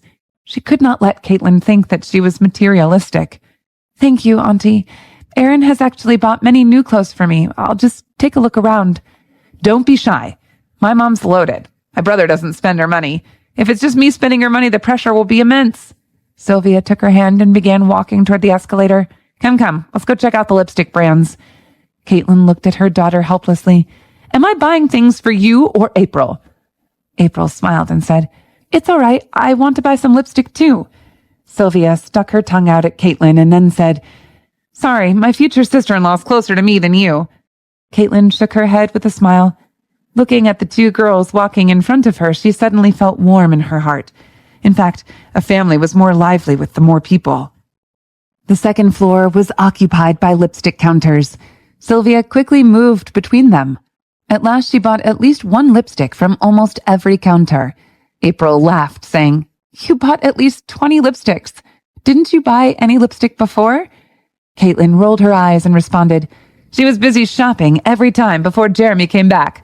Once Jeremy left, her lipsticks would disappear. I've bought her many pretty outfits, yet she never wore those. She only wears uniforms and doesn't look like a girl at all. I work in a police station every day, spending time with criminals. When do I have time to dress up? Besides, who would I dress up for? My colleagues? Those criminals?" Sylvia sighed. "Forget it. They all look oily and gutless. Besides, the clothes you bought last year aren't pretty enough. Don't you know that girls are always lacking clothes? You're right. Let's go upstairs and look around, April suggested. They went upstairs to the jewelry department.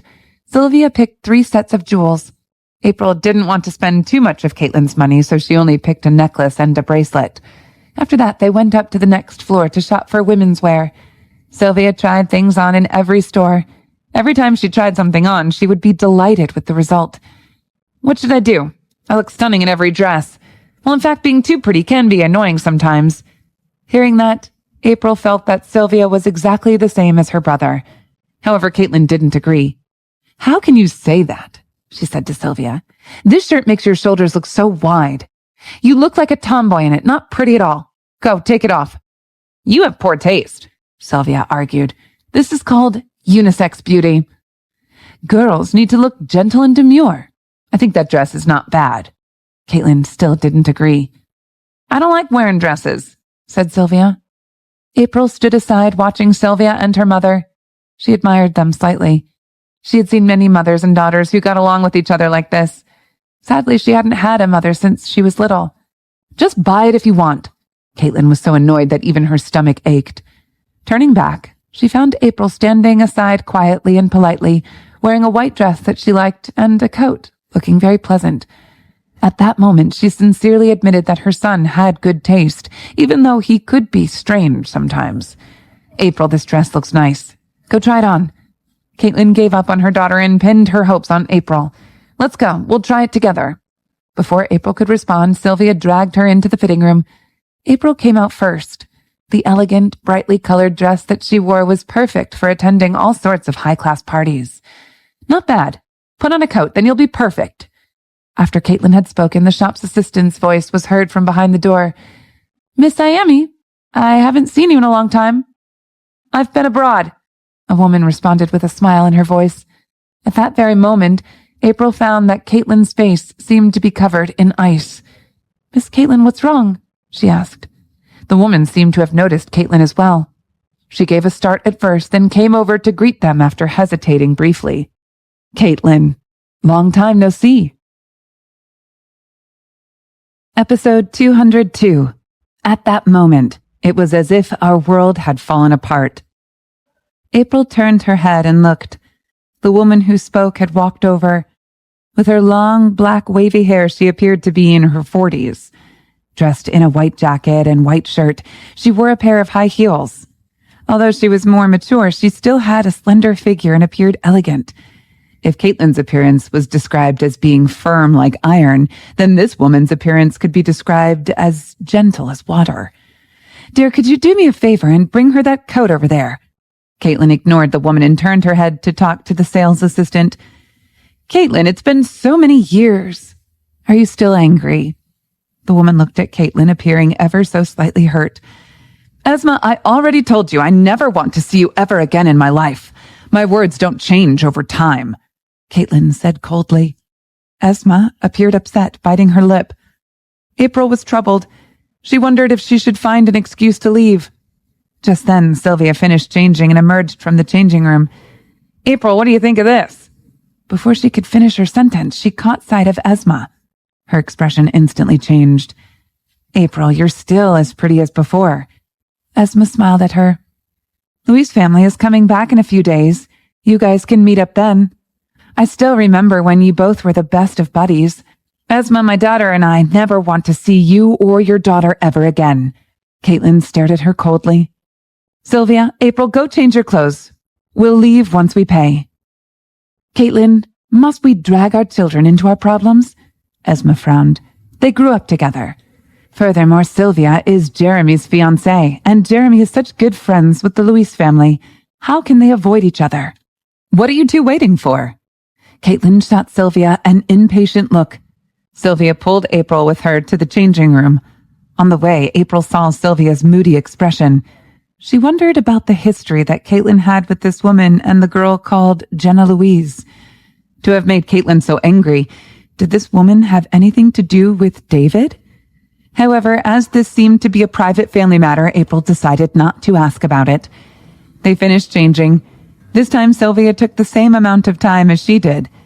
As they walked out, they realized that Esma had not left. She said to Sylvia, April, how is Jeremy's health? When Jenna and I are free, we'll pay him a visit. Sylvia was confused. Caitlin said, enraged, Esma, I asked you to scram. Why are you still here? Must I hit you? April grabbed Sylvia's arm and said, Let's go somewhere else. Sylvia did not budge. She stared right at Esma. What happened to Jeremy? Why did you ask about his health? Did something happen? Esma was startled. You didn't know. Jenna told us that he's been shot, but he's no longer in critical condition. What? Sylvia stared at Caitlin. Jeremy's injured and you all knew? Caitlin said quietly, Your brother told us that he was injured at the border. So my brother hasn't been busy with the company, it's because Jeremy's in mortal danger? Sylvia was infuriated. You've all been hiding this from me? No wonder I haven't been able to contact him. What if anything happened to him? I wouldn't even be able to see him? If you knew, you'd definitely fly over. The place is so dangerous. I can accept that you became a cop for him, but I will not let you go to such a dangerous place. Caitlin was getting angry. He's fine now, she said. Your brother told me that he's on his way back and Richard is with him. He'll arrive in about 2 days. What if something did happen to him? Would you still watch me shopping for clothes and makeup without telling me anything? Sylvia bit her lips with the tears in her eyes. I'm done. You continue. She threw the shirt in her hand away and left grumpily. Caitlin's face grew pale with anger. Miss Caitlin, I'll go with her, April said hurriedly to Caitlin. Don't worry, she'll be fine. Caitlin waved her hand and said, April, thank you. She really doesn't know how I feel. After April left, she glanced coldly at Esma, saying, You're great. You sowed discord between me and my daughter with just a few simple words. How could I know that you had kept it a secret from Sylvia? Esma wore an apologetic expression and said, Caitlin, I'm really sorry for what happened before. I've realized that I was deeply wrong. Why didn't you feel sorry when you were with David? Caitlin said resentfully, then picked up her bag and quickly left. Downstairs, April finally caught up with Sylvia, who was walking as fast as a gust of wind. Sylvia, I understand that you're angry with your mother and brother, but they really care about you. Maybe you don't know it yet, but Jeremy was injured at the border. It's a war zone. You need to go through snowy mountains to get there. You're a police officer, but you still wouldn't be able to get there. You'd know if you saw your brother. He's lost quite a bit of weight during this trip. April, you knew it all along, didn't you? Sylvia turned around and looked at her. April frowned. A moment later, she replied, Sylvia, in fact, I'm really jealous of you. You have a mother who cares about you and a brother. Your mother always talks straightforwardly to you. Sometimes her words are even mean, but you have no idea how jealous I am of you for having her and Aaron. You may think that he's hateful sometimes, but once you suffer any injustice out there, he'll be angrier than anyone else. They might be wrong, but they did what they did to keep you safe. And please don't worry. Jeremy is truly safe now. Hearing her, the look on Sylvia's face improved slightly. However, she couldn't stop worrying. How did he get hurt? She asked. I heard that he got hurt during a mission. The details are confidential, so I don't know. April shook her head. Sylvia pressed her lips together. A while later, she said to April, I'll drive you back. It's all right. I'll take a taxi back, said April. Let's go. Jeremy isn't back anyway. I have nothing else to do but wait at home. Sylvia sighed with concern. On their way back, the atmosphere was a little depressed. April was thinking about the woman who showed up at the shopping mall. She wanted to ask Sylvia about her, but didn't know how. At last, Sylvia brought it up. Are you curious about that woman? Everyone has their own secrets, April responded politely. You'll marry my brother sooner or later, so you'll find out eventually. Sylvia sighed and said, It's an ugly family story. Because of her, my parents left each other, and my family broke apart. As I thought, April said to herself. You don't seem to be surprised at all.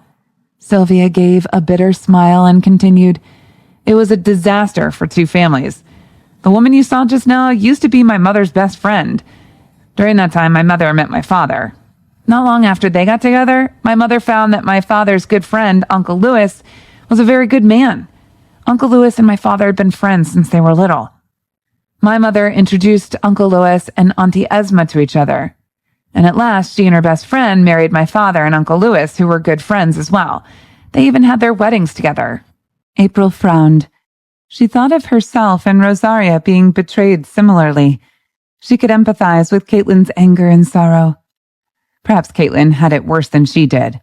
At least she did not marry and have children with Isaac. Sylvia continued, "When I was little, I felt that our family was blessed to be able to go on vacation at least once a year with Uncle Louis and his family. We were such good friends with their daughter. One day, though, when we were older, they started fighting. We eventually found out that Auntie Esma and my father had... My mother refused to believe it at first. She had seen the shady text messages that my father had been receiving, but she decided to keep quiet about it and find out who it was. She never thought that she'd catch my father and Auntie Esma red-handed during one of our vacations. At that moment, it was as if our world had fallen apart." April was stunned. She could not fathom what it must have been like. "In my mind, I always saw my mother as a dignified person. That was the first time I saw her hit someone and cry so uncontrollably." Sylvia's eyes had turned red. She was betrayed by both her best friend and her husband simultaneously. My mom could not understand. If my father had liked Auntie Esma from the beginning, why did he marry her in the first place? If they had truly fallen in love with each other, they could have let her know. She was not the type who would refuse a divorce. She even entertained the thought of going away overseas. It's just that she had found out in the worst possible way. "I've seen your father. I never imagined him to be that kind of a person." April could barely hide her disgust. "Yeah, my father seemed so stoic and solemn, but who knew?" Sylvia chuckled bitterly. "My father said that after marriage, my mom worked full-time. Every time the four of them went out, he would be envious of how Auntie Esma and Uncle Lois always seemed so well-dressed and appeared so gentle and charming. The four of them met up so frequently. He knew that it was wrong, but I guess lust got the better of him. My mom said that she had seen them together on many occasions, but she thought nothing of it, as she trusted her own friend. It was only after that she discovered that they had been at it for at least an entire year." April sighed. "If I'm not wrong, your parents did not get a divorce, right?" "Yeah, my father refused to do so." Sylvia shrugged. "Men are like that. They want too many things. My father still loved my mother more. After all, they'd been married for so many years. After the affair, he cut off all ties with Auntie Esma. He was even beaten up by my brother and Grandpa so badly that he couldn't walk for a month. What was the use of that? The damage had been done. Furthermore, they had been married in the military, and it wasn't easy to get a divorce. My mom had all the evidence on hand. She could have sued my father in court, but she decided not to for the sake of our futures. If my father had been ruined, our careers could never have been this successful, and YCC Corporation would never be where it is today." On hearing this, April could not help but hold a degree of admiration and respect for Caitlin's selfless maternal love. She was willing to bear the pain for the sake of her children. What about Uncle Luis? April felt sorry for him, too. Sylvia shook her head. Uncle Luis really loved his wife. She was so precious to him, but perhaps he was never as handsome as my father. After the affair, I saw him crying for the first time. He divorced Auntie Esma soon after. Apparently, even after the divorce, he still gave her a significant sum of money. He must have loved her deeply. Episode 203. She's a very jealous woman. So her husband is a really good man. She cheated on him, yet he still treated her so well.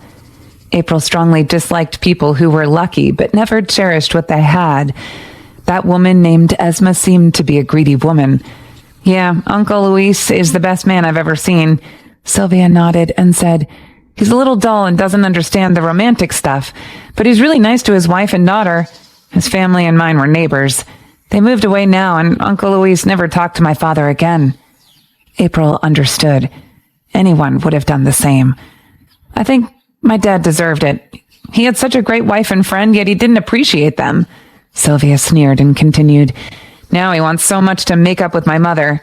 He wants my brother and me to help, but we absolutely refuse. He didn't just trample upon years of marriage with my mother, but he also hurt my mom's dignity. Seriously, if he wanted something new, he could have done it with some other woman. If he had done that, my mom would have been hurt, but not so badly. Why did he cheat on my mom with her best friend? That was like stabbing a dagger right into her heart. Your mother can't get back with a man like that. No matter how long it's been, some severe harm can never be forgotten, April agreed. But he's our father after all, Sylvia smiled bitterly. Before, my brother and I barely talked to him. But over the past few years, for the sake of our grandparents, we're trying to let it go. However, no matter what, I can't talk to him like I used to. April patted the back of Sylvia's hand to comfort her. Suddenly, she felt sorry for Aaron. No wonder he had a weird look on his face when he had said that there were few good men in this world.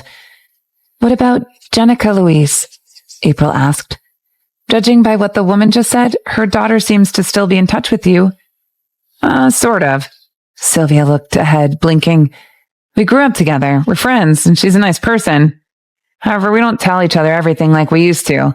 Now we only give each other good wishes during the holidays. My father and her mother had an affair, after all. Both of them need to take responsibility for that. We can't just blame them, and they're the same. Two perfect families were ruined, so we don't want to see each other, or bad memories will cross our minds. April looked at her and stayed silent for a moment. A strange thought popped up in her mind. After a short silence, April couldn't help but ask, She's not your brother's ex-girlfriend, is she? Sylvia slammed on her brake. The tires rubbed against the ground, causing a long, shrill noise. The driver of the car behind them cursed angrily. Can you even drive, psychopath? Sylvia hurriedly restarted the car. April blinked and laughed, saying, You don't need to overreact like that, even if I guessed right.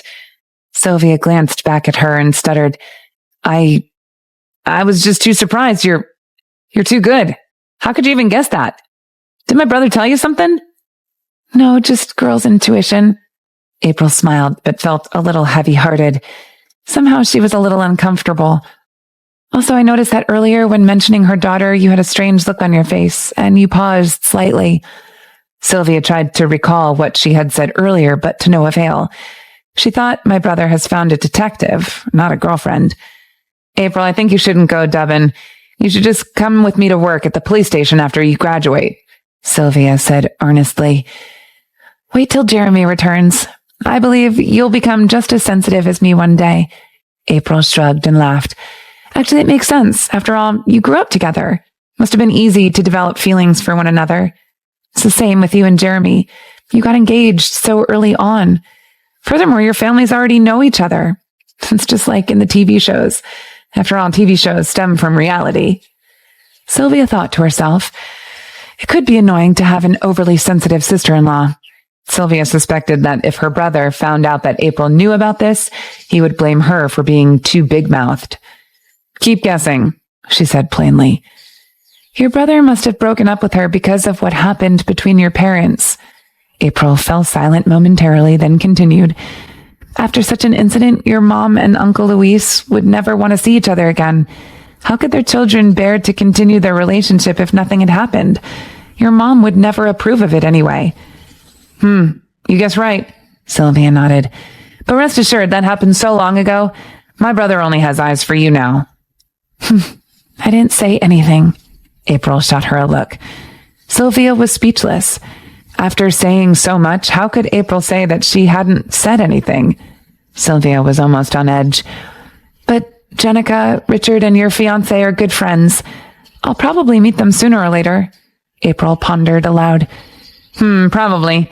She'll definitely be present for me and Jeremy. Sylvia nodded. But there's nothing to worry about. Although she dated my brother has not lost his innocence. April blinked. Are you sure you two are brother and sister? To describe him as a virgin so elegantly. Of course, although I'm compassionate and he's aloof. We barely have anything in common. But how are you so sure that your brother never had sexual relations with Jenica? April asked curiously. Sylvia wanted to bite off her own tongue. She realized that she should have been careful while talking to a sensitive woman. She could not possibly reveal that her brother had once injured that body part, could she? Jenica told me before. Moreover, they both served in the army. They had very little time off. So she served in the army? April frowned. She recalled Aaron had mentioned that he used to discuss warfare tactics. Her father was a soldier. Sylvia saw that she was frowning. She felt her heart in her mouth. What's the matter? I was thinking, if she has not forgotten about your brother, I'll never be able to defeat her, April joked. Sylvia chuckled. You can bring my mother along. I guarantee that she can match her in combat. Don't think so much, really. It'll be impossible for her to come between our family. After all, I'm the one who should be upset right now, all right? My fiancé's been shot. You have to comfort me. April burst out laughing. After taking April to her villa, Sylvia drove herself home. On the way home, she received a call from Aaron. I heard that you met Esma while shopping today. You already know about Jeremy. Yeah, and you wouldn't tell me, Sylvia sneered. I was going to call you and complain. Complain about what? He didn't die. Sylvia was so angry. He's like a brother to you. How can you say that about him? Because he's like a brother to me, I know that he won't die so easily. Take good care of yourself and prepare your request for leave. When Jeremy comes back, you'll be looking after him in the hospital, said Aaron. Where's Luo? I drove her back, Sylvia snorted. She knows who your ex-girlfriend is. You told her. Aaron's voice turned deep. Before Sylvia could respond, Aaron unleashed his rebuke. I didn't tell you about what happened to Jeremy, and now you're already getting your revenge on me? Right. Sylvia was too angry to talk. Her brother actually thought of her as such an awful person. Don't try to fool me. How could she possibly just guess it? She's not a fiction writer. You must have told her something. Aaron sounded anxious and annoyed. Sylvia was speechless. Her brother's future wife was very sensitive, and that had nothing to do with her. What I said is the truth. Believe it me or not, women can be like that when they're sensitive. Yes? Aaron stayed silent for a short while and then said, I think she cares too much about me. What should I do? She's very jealous. She will overthink things and be angry. Sylvia couldn't help but tell her brother, I don't think so. She looked calm to me. She's very jealous? I doubt it, thought Sylvia. Maybe you are. Haven't you heard that some people are very good at hiding their feelings? I think April is one of them. Aaron rested his head on his palm and continued, What should I do? She's such a jealous woman. The corner of Sylvia's mouth twitched slightly. She was going to be mad at her brother, but now she felt that her heart was tired. I'm done talking to you. Bye, she said, then ended the call. After that, Aaron couldn't stop feeling vexed. At the Bennett villa at dusk, April was helping Emily in the kitchen. She wasn't in a good mood, probably because she had received quite a bit of information today. Emily's voice came from behind her. April, didn't I ask you to peel the ginger? Why are you peeling garlic? April focused her eyes and found that the thing in her hands that was supposed to be a piece of ginger had now turned into garlic. Sorry, I was thinking, she said. Emily asked while cutting vegetables. What were you thinking about that entranced you so much? April remained silent for a while, then responded, Emily, do you know Jenica Louise? Emily was slightly puzzled and replied, No, who's that? No one. April shook her head. It seemed that Jenica was someone from a long time ago, or Emily would have known her. At 6:30, before April had finished eating dinner, Aaron came back. Didn't you say that you needed to attend some social engagement tonight? Why are you back so early? April asked while eating. Well, I came back early. Aaron carefully observed the look on her face. Then his heart sank a little. She hadn't even looked at him. He believed that she was so jealous right now, but was still trying to act calm. What did you get with my mother and sister today? 2 lipsticks, a dress, a necklace, and a bracelet. That's all? Aaron asked. I don't need much. April raised her head and said, Besides, didn't Sylvia call you? Aaron's heart missed a beat. I'm dead. What is she implying? Is she going to question me? Episode 204. Start a fight while in bed, but make up before falling asleep. She said, You all bumped into a woman. Aaron was not yet prepared and tried to be vague. Yeah, Sylvia was telling me some old stories. April nodded as she ate. At this, Aaron's expression turned gloomy. April looked up at him. There was a brewing feeling of unhappiness.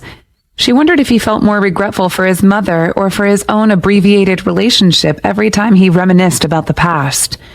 I didn't imagine that you'd figure it out. Aaron sat down beside her, frowning.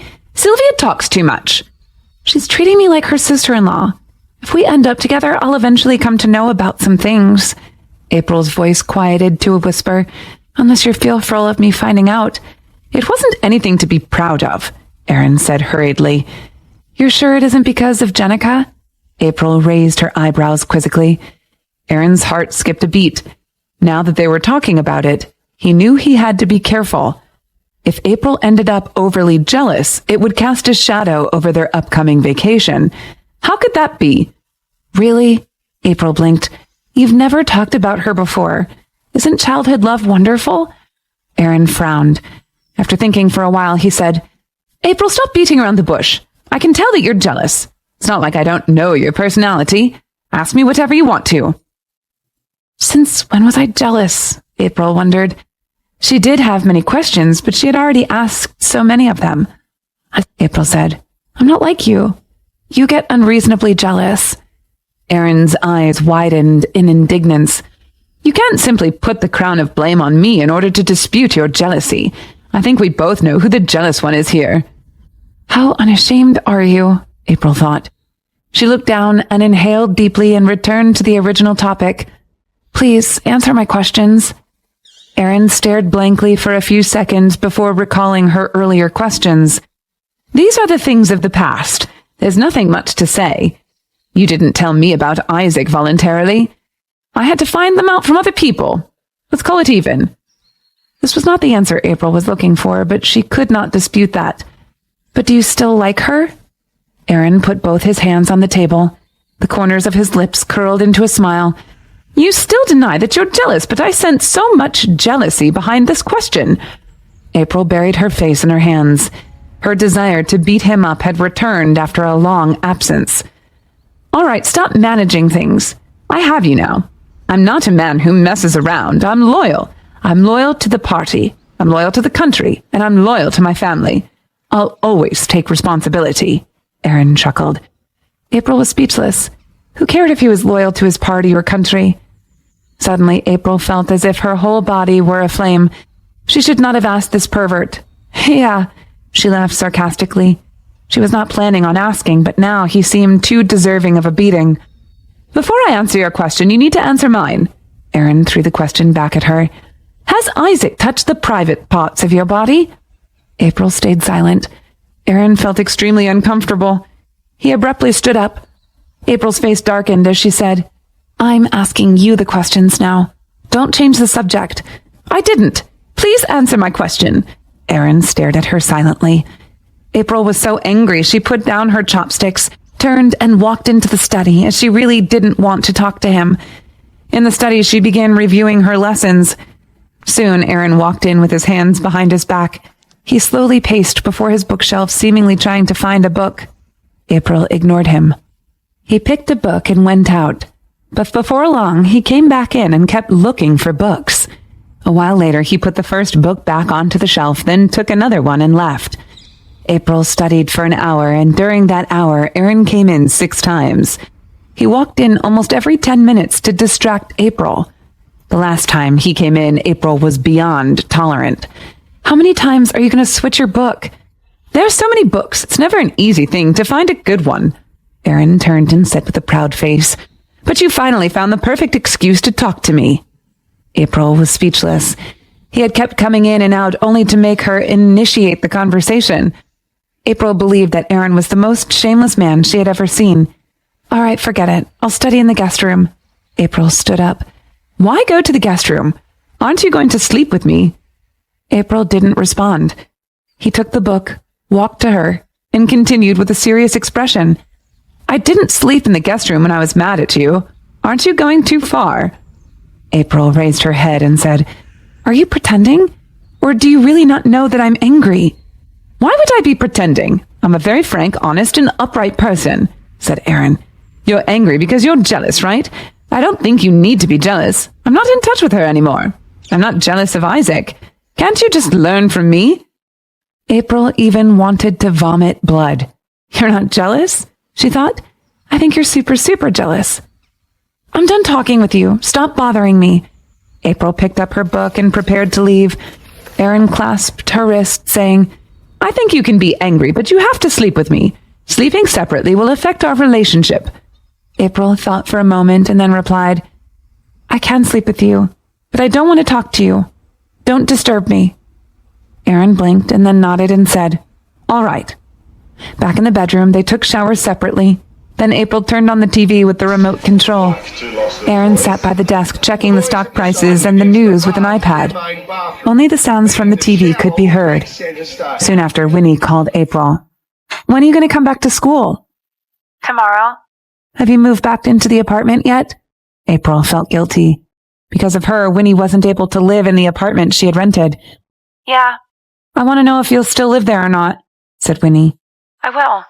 I'll go back tomorrow." April smiled. "We've only been apart for 10 days, but it feels like 10 years. Wait for me. We'll have a big meal together." "Sure, I'll be expecting you," Winnie said. April ended the call, then looked up to find Aaron sitting beside her with a long face. April ignored him. Seeing that she was so affectionate with another girl, Aaron was frustrated. He decided to vent his frustration over the phone to Sylvia. "What are you doing?" "Showering? Why?" "This is all your fault," Aaron said.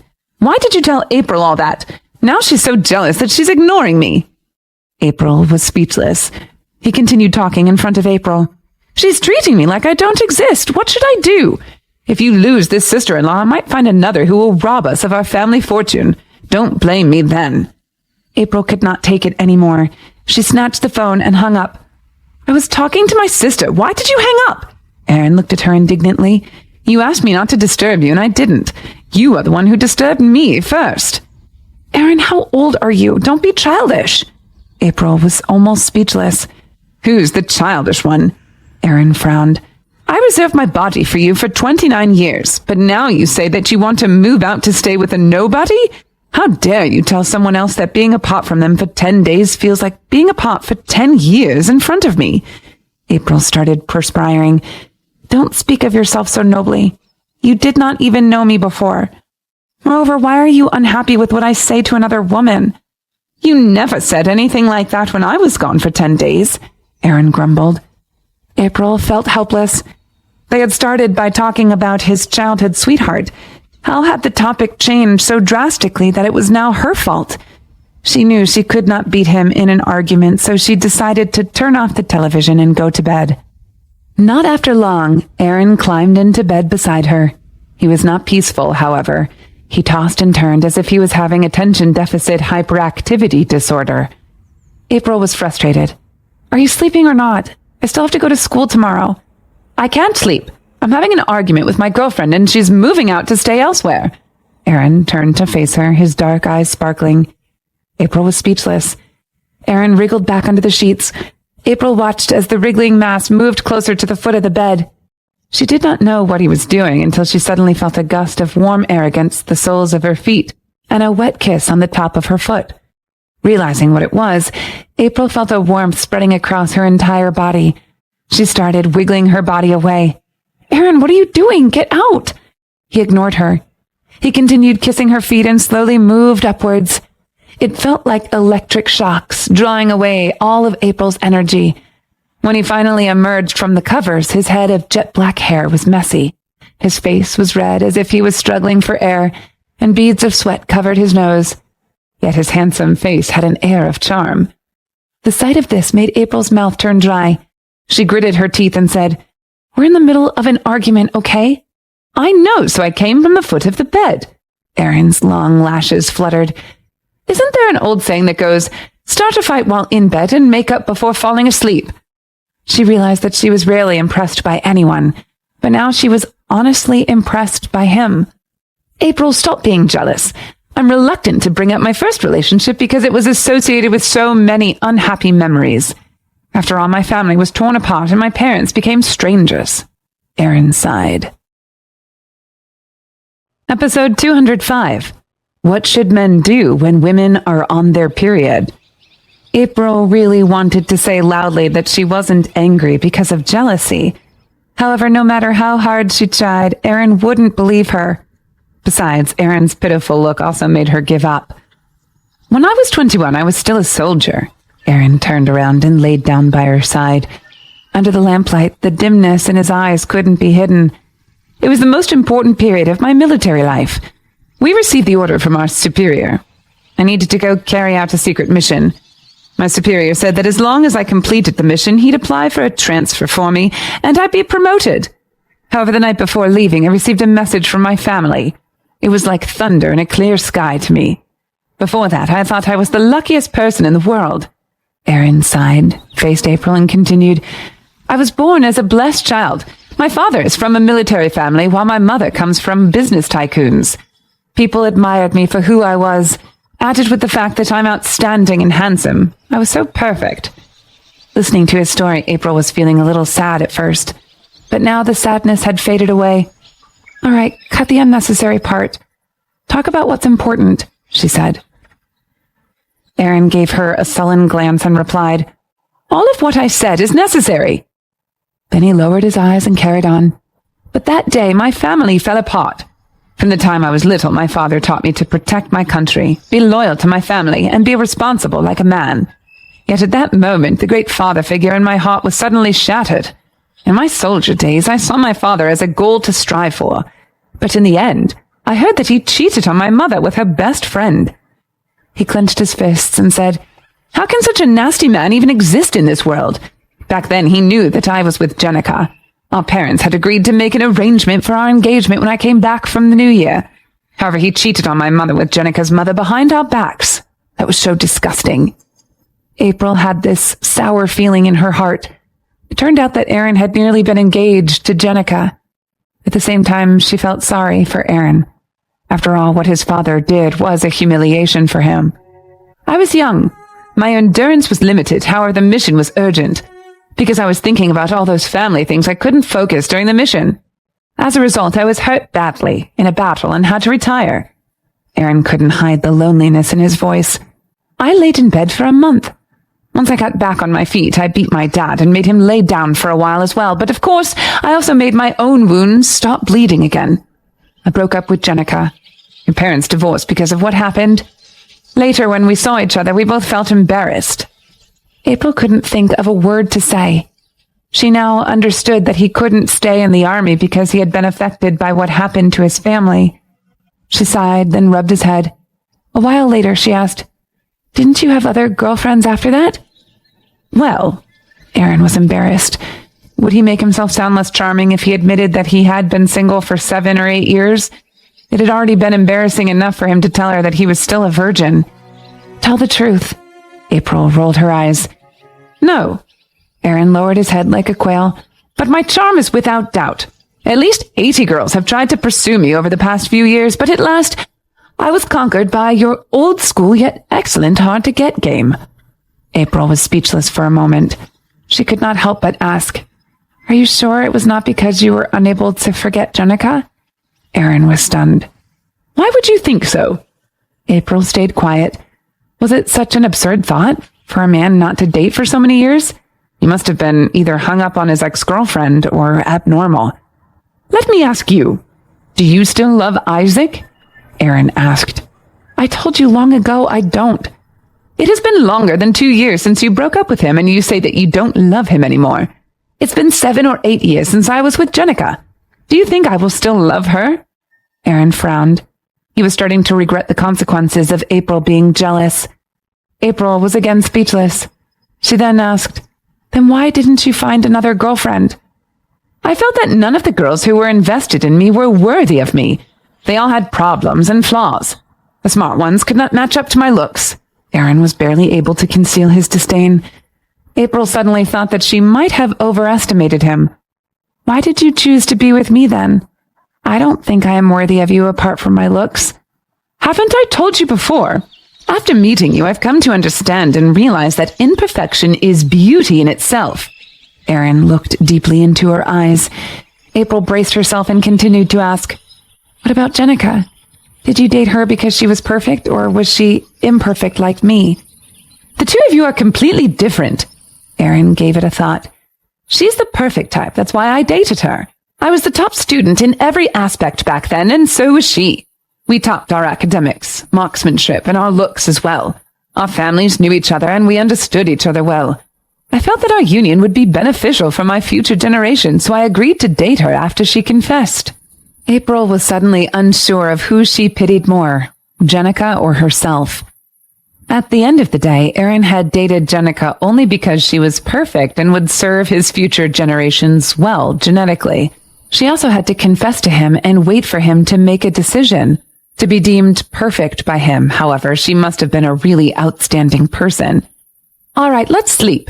Aaron saw that she was silent and lowered his head to kiss her. His hands started to reach beneath her pajamas. After a while, he was not satisfied. Why are you wearing pajamas? Is there a need to? They'll come off eventually. Did I say we were going to do anything tonight? April reached for a pillow and threw it at his belly.